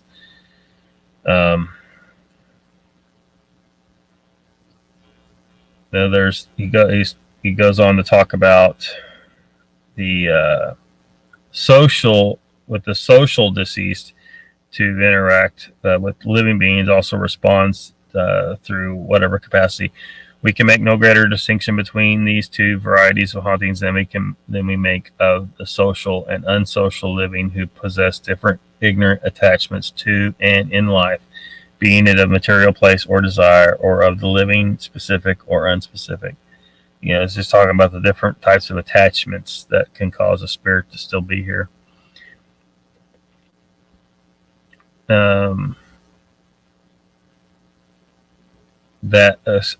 next he goes on that many instances of activity surrounding the restless deceased is witnessed to increase or worsen as a result of those or many who successfully or purposely interact with these spirits by means of either two-way communication through instrumentation of question and answer devices, video, audio recorders, Ouija boards. It follows without question that the ignorant dead in many instances suffer to interact with the living, like a lonely and in this case literally invisible child is kept at length from interacting with others, suffering all the while.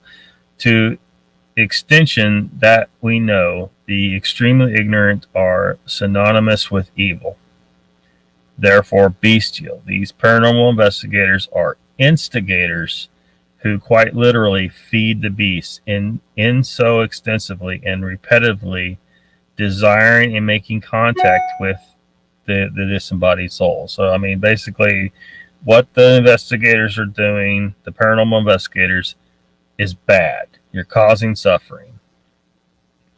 By elimination of the wise or noble of spirit who have passed at time of death are not counted amongst those who linger and intercede into the phenomenal world, those whom we deem ghosts. As such, in most cases, those investigators who make contact with or who are disturbed by spirits, unless they be the spirits of children who are innocently ignorant, are in most instances dealing with highly unsavory beings of profound and vile standing. So you don't want to be doing the Ouija board stuff, all right? Because you're not interacting with something good, typically, and you're also causing suffering. One cannot and does not in any instance make contact with any of these dead, and are simultaneously dealing with and corresponding with any being of nobility, wisdom, intelligence who deserves respect. He's basically reiterating that you're not dealing with something good. In light conclusion, it can be said that, without question, that paranormal investigators are interacting with both the insane and criminally minded to some degree. Gosh, he's reiterating himself again. To desire or to communicate with these disembodied beings is no different than to socialize and bring oneself into prolonged proximity to the evil and deranged on death row of a supermax. No good can come of it. So the cooling zones, finally, we're to the cooling zones. Directly, either moving or stationary, directly associated with ghost, as recorded and witnessed by countless investigators, of which most have incorrectly concluded that this phenomenon is ghost pulling energy from warm living beings or surroundings, but this is illogical. This phenomenon requires one to understand the conjugate principles of a cathode and anode. Again, those electric universe people are going to show up for this, but they need to just chill. And its corresponding phenomena in tubes and batteries, etc. It is the case that as the cathode heats, the anode cools. Discharge and charge. You can demonstrate this to yourself with a rubber band. I'll skip that. But you can. It's a little cool experiment you can do. The cooling or charge, or the dissipation of force and the motion and a move of energy towards counter space, the ether, or whatever you want to call it. Those living beings who record digital thermometers, these cold spots, both stationary and moving, are encountering a counter-spatial anode of a disembodied being who exists in the dielectric dimension of counter space. This concentric field of these beings are counter-torsional ether inductance, literally of the spirit, and by the spirit itself a subjective ether anode. Very wordy, I know, but it's basically a dielectric thing. It's something you can see in experiment. It's the same thing. These beings are not drawing or pulling energy from the environment or from warm living beings. And that's it. I mean, it's not. There's not a lot to say about it. It's an anode. It's going to cool.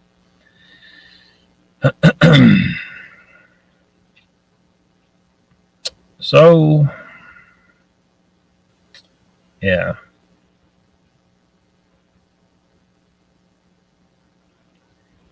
So I think the remaining few paragraphs here is, just a lengthy closing of what he's talking about. But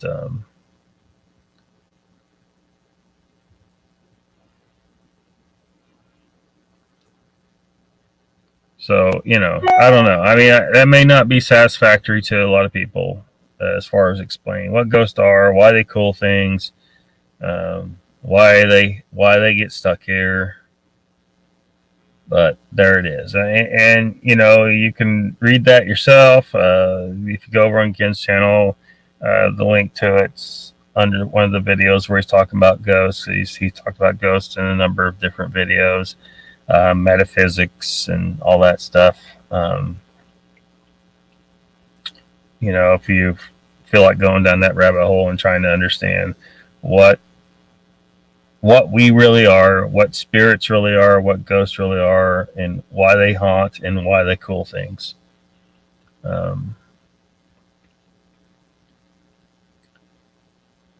Here to be a smartass tonight.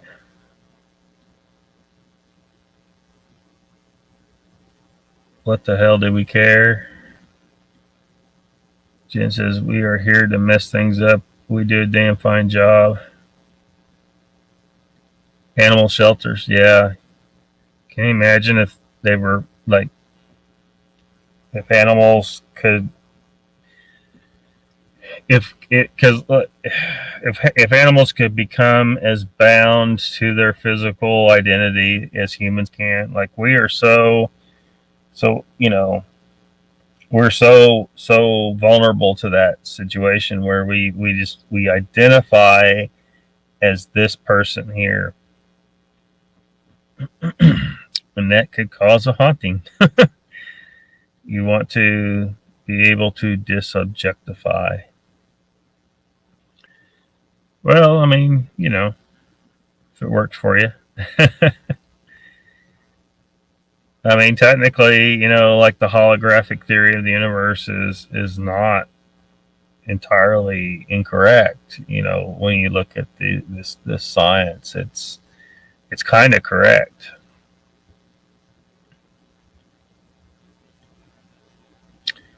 Maybe not exactly how the holographic people explain their idea, but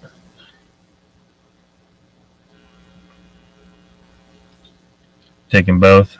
Mr. Lee says, go and do some mushrooms and put your bare feet in the earth.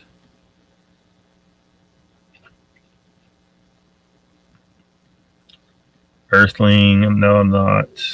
And do loads of weed too. Blue pill for Saturday nights. This guy says, I can see you popping blue pills for fun, Haywood. It makes sense. They are unclean spirits.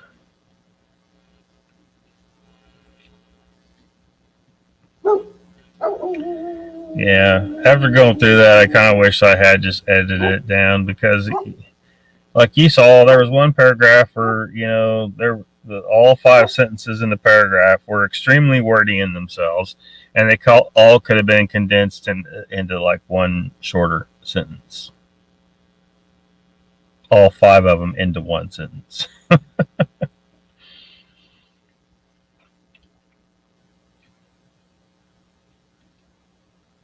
Barry Browning's here. Welcome.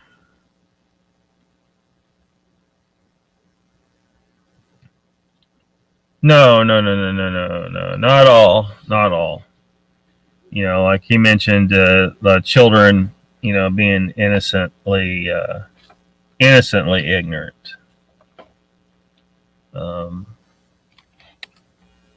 they just don't know, and I'm sure adults can be the same.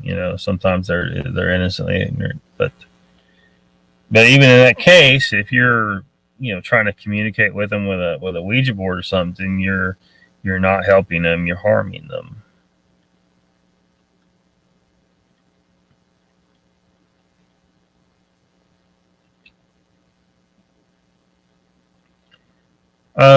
Well, I mean, you can detect them. Or you talked about the actual, you talking about the anode cathode thing. Kind of had to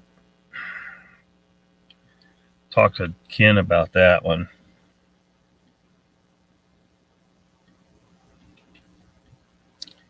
Because you're talking about trying to prove something in the physical world that's metaphysical.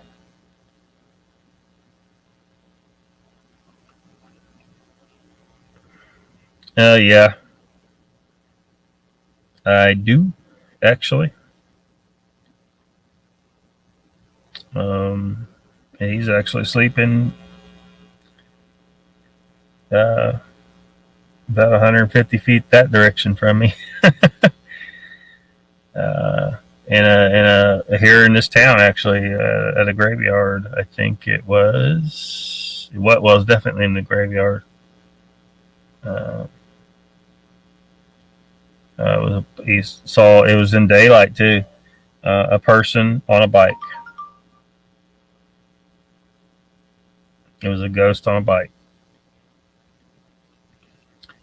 Jen says, Brandy, that's basically the only lyrics of that song.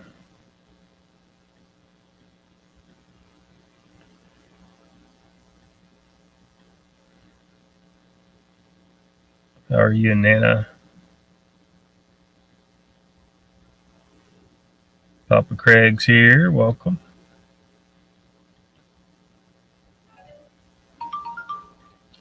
Brandy says, if I can dig up this pic I have on my old digital, everyone will believe in ghosts.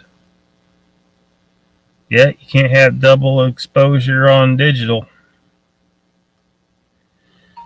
Brandy says, close your eyes, give me your hand. Do you feel my heart beating? Do you understand? Do you feel the same? I'm only dreaming. Am I only dreaming?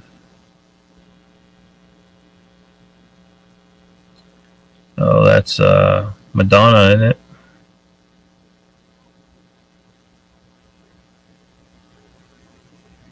Yeah, just like a prayer.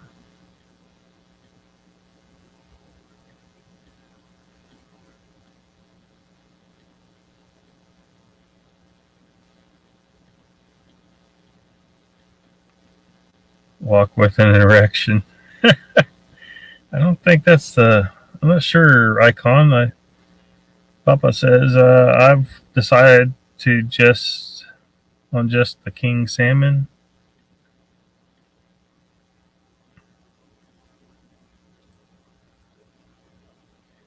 Yeah, I mean, I think that was the whole point. I mean, I was saying, the whole point of it, is that yeah, I think ghosts are real and that they do interact with our reality. And that's what this document here is describing why it actually happens.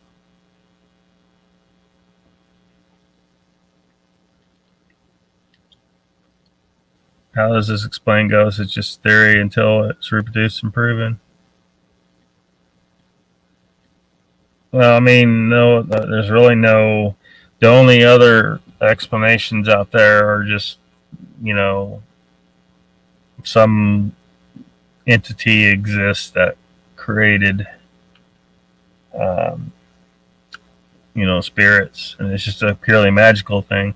Whereas in field theory, you once you learn enough about field theory, um, you learn about, uh, the evidence is like mainstream science always, well, doesn't always, but has misinterpreted some of their observations that indicate the existence of the ether.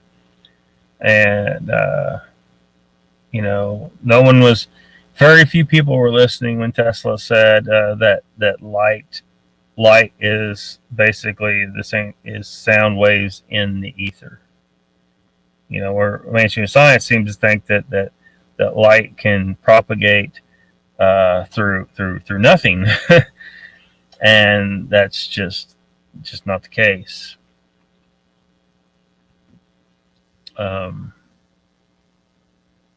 So, all I can say is it comes. You'll see if you understand like field theory. You understand how all the evidence that indicates the ether is real, and why mainstream science is wrong about some of these things. Like the double slit experiment just really got me. It's like, so let me get this straight. You guys come up with two possible. You had two possible results that you thought of for the experiment, and the experiment should have produced just one of those. If one of those suppositions were correct, then it should have just produced one of those. But it didn't. Depending on observation or non-observation, you got a particle and wave. Like, well, it can't be both.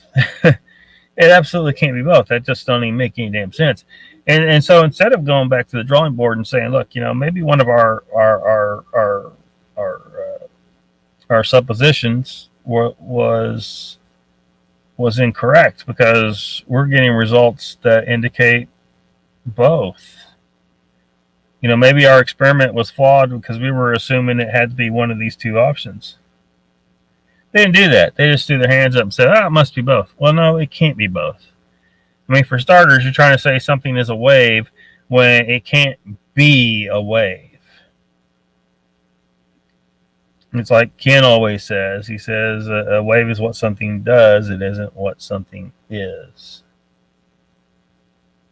You know, the whole deal where he does this. He says, "What's this?" It's you know, he's doing two voices that someone's responding to him. He's like, "What's this?" A wave. He's like, "No, it's my fucking hand." So I don't know. I can't do this all justice. I mean, it's a lot to there's a lot to digest. Just talk about ghosts. Does that count? Peace standing up? I don't know.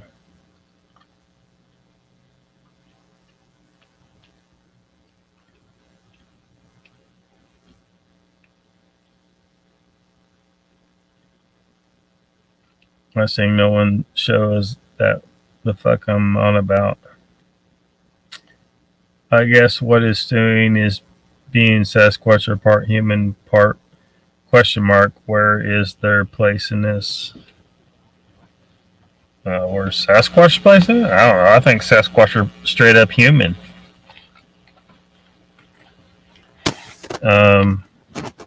That whole idea that they're part this and part that, that's just some claim that somebody made. Even if you believed the Ketchum DNA thing, that doesn't prove they're part something else at all. So, you know, it wouldn't even I mean, that don't even make any damn sense, but it sounded great to a lot of people and they latched onto it, you know, but there's questions about the validity. You know, for one, it's just like Timmy says, you know, you need reproducible results. And so if assuming Sasquatch is real and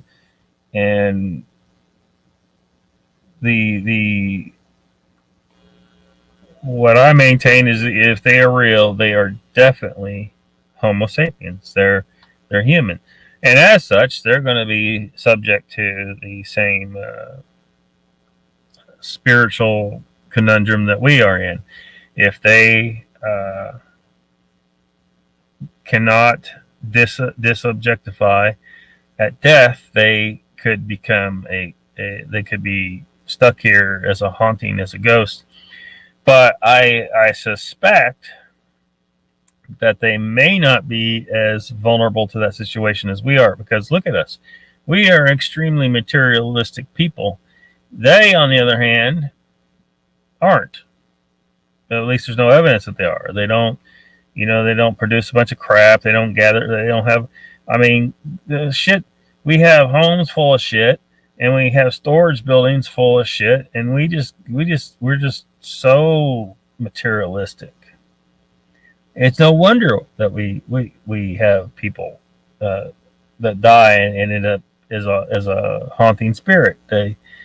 They have attachments to this physical bullshit.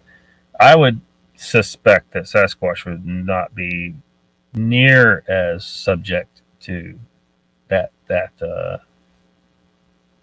situation as we are, but they may still, you know, on occasion. So, you know, some sightings where some weird shit happened, maybe that person was really seeing a Sasquatch ghost, you know, but it's hard to know that for sure. Some more song lyrics from Brandy. The icons like WTF. Don't Google that shit either. Brandy says. Tim Boy says, I guess it's just over my head. This doesn't mean much to me, but I enjoy the chat and show. I'm glad you do, Timmy. I don't know. it's just it kind of this explanation again, like it's not in layman's terms. I tried to put a lot of it in the layman's terms, you know, because Ken just doesn't talk like that. And even if you watch like Dollard, you know, some of the crazy shit Dollar saying, yeah, most people are like, you know, if they drop the word like counter space, well, people don't know what the fuck that is. They think it's something in their kitchen. uh, but you know, there's kind of the prerequisite for understanding field theory and being able to let go of all the Einstein bullshit and quantum physics and all that shit, because it's bullshit. It's like there's so many indications that it's bullshit, but people, you know, because most people don't study this stuff, they got other shit to do. They got their own fields of study, and it's kind of a self-feeding monster. There's a lot of egos at play. There's a lot of money involved, like, you know, those fucking particle colliders and shit, man. There's billions of dollars being sunk into that. A scientist is going to say, yeah, we saw something that we think indicates a new particle has been discovered, except there's no damn particles. There's no damn particles. They haven't proven shit, but they gotta make it look like they're making some kind of progress. Now, did they see some indications of something? Yes, kind of like the test for the 2020 fraud virus. That test shows indications of something. It does not actually prove that virus is there. It doesn't. It fucking doesn't. People fell for it because they're like, this is a test for the C virus. That test could indicate a lot of different conditions. And the same thing for the things they detect in the particle colliders. Those indications could be interpreted, you know, however they want, you know, and, you know, the government's going to be like, oh, this sounds great. You know, what's this going to do for us? And the scientists can throw a bunch of shit out there and say, oh, it's going to do this and this. We're going to money. Do we get the funding? And then, you know, they want that money. So they're going to make up whatever bullshit they can. They have not, period. They have not proven that even a fucking electron is a particle. They haven't proven that shit. They teach it to people as if it's a proven fact. Is there something going on there? Yes.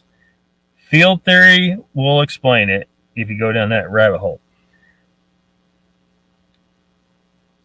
But no, it's not a particle. It's not a damn particle.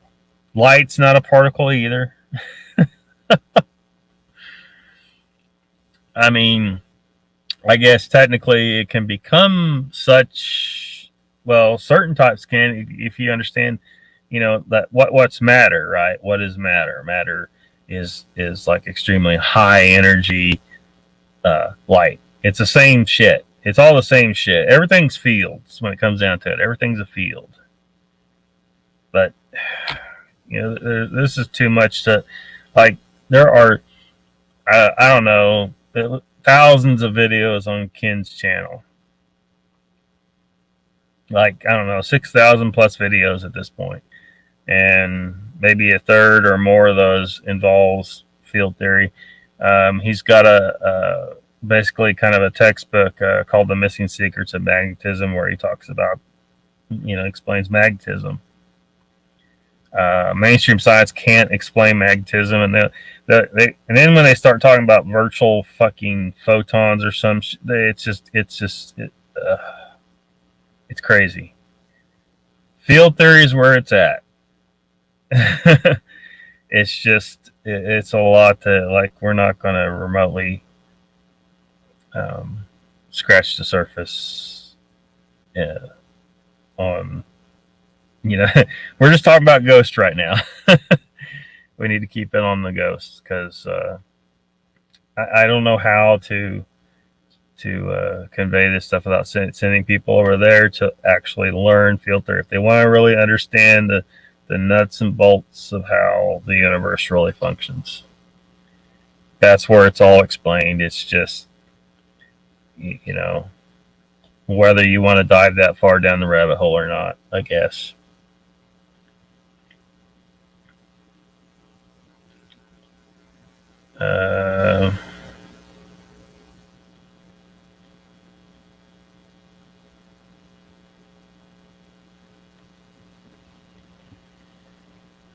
Sounds about right. I kind of don't think I had any before that.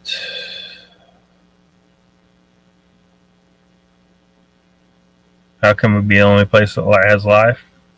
I don't think that's the case. I think there's life elsewhere. I mean, we haven't detected it yet, but it's pretty much got to be there. You'll be back for the next podcast. That ain't logical. How can we be the only bipedal beings in this realm? We know more about oceanography than we do about our forest.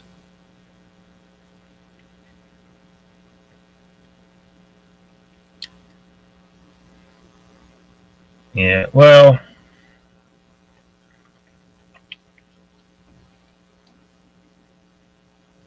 I can see how we can be. It's possible we're the only bipedal species, but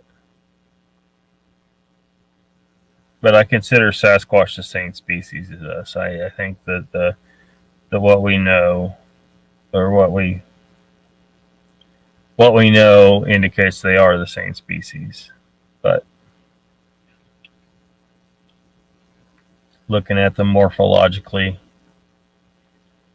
and if tales of crossbreeding are true, that's a smoking gun. If we can prove that there's been crossbreeding, well, you can't breed with something that's a different species. It just ain't a thing. That's the definition of a species. You know, something like a liger.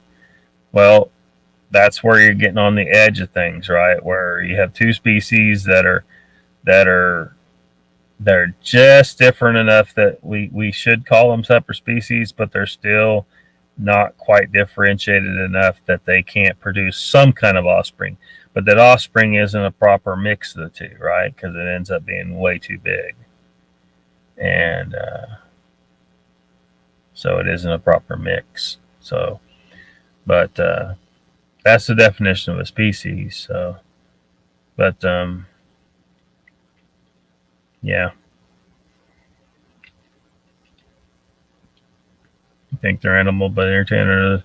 What I miss, it was, I don't know, a lot of boring shit. I was kind of addressing Ghost tonight, and reading a document written by a guy that talks completely non-layman, and I tried to translate a lot of it, but for people to accept what I was saying requires that they understand field theory. And I can't remotely tackle that in one live stream. And I'm not even going to try. Like, that subject is covered on Kim Wheeler's channel, and people who want to understand should go there. It's already been done. Like, I'm not going to try and reproduce it here, and I'm certainly not the best person to do it anyway. But the document I went through was explaining, you know, what ghosts are, why they get stuck here, why they make things cold, and why slaughterhouses aren't full of ghost animals and stuff like that.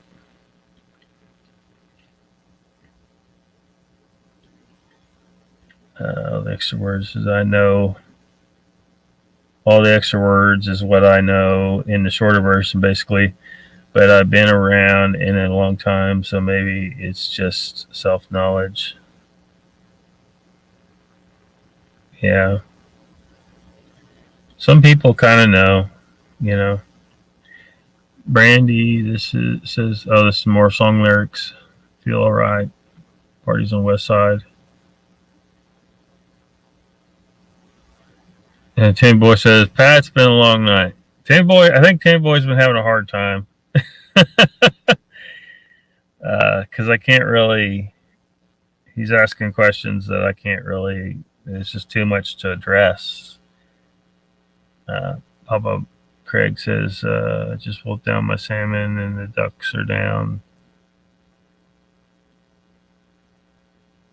Brandy says, Scotty, how old are you, if you don't mind my asking?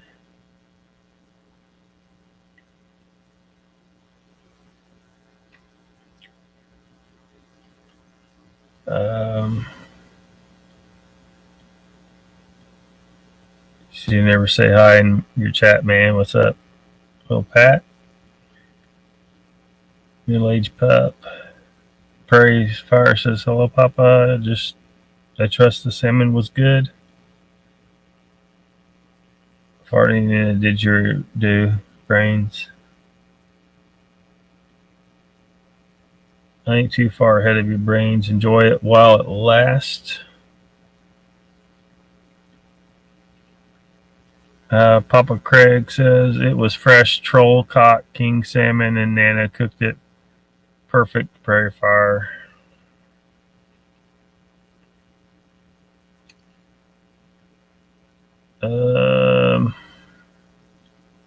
Awesome. Icon says time does not exist. Brains, burn your calendar. You'll feel better. Yeah.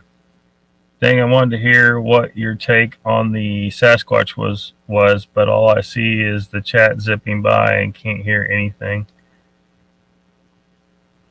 You can't hear anything.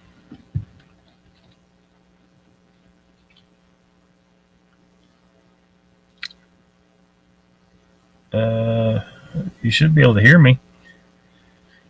Scotty says, I have to be honest, I would rather encounter a Sabe any day than wind up on Dave Pilates missing 411 list. Huh.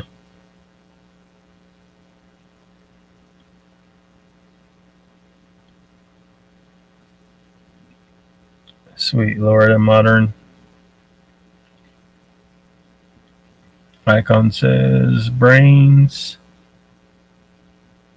I said he was going to throw all his clocks in the dustbin.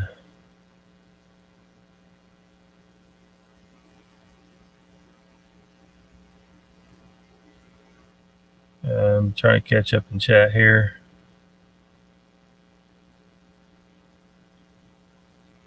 Wizard says I'm back and it's okay now. It was my phone.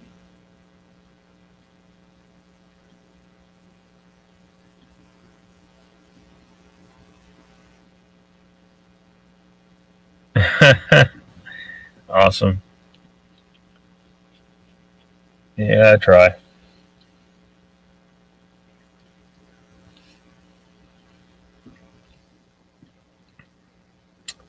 Gonna poke my head into YouTube for a second and see, because somebody said Central Florida Bigfoot was planning on coming on tonight. I don't want to step all over. Yep.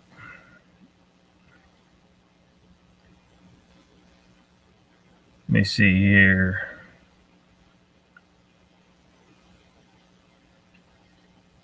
Have a piece of something like that.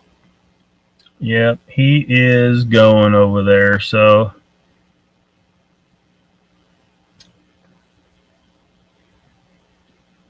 yep, Central Florida Bigfoot's on. So I'm gonna shut her down. I don't know. Hopefully gave a satisfactory answer to some of the ghost stuff for people. Um, it's it's wild. I know. I mean, you may have never heard this stuff described this way because it's just not commonly known. But you know, hopefully it helps like people who are struggling with the existing ideas that they see out there. So yeah, go over and check out Central Florida Bigfoot. He's already been going about 26 minutes now. Maybe fly a pirate flag. Let's rate him. And I thank you all for dropping by and putting up with that. I know it was a little bit, you know, it was wordy. It was damn wordy, I know. But hopefully we'll see you next time, and see you over at CFB.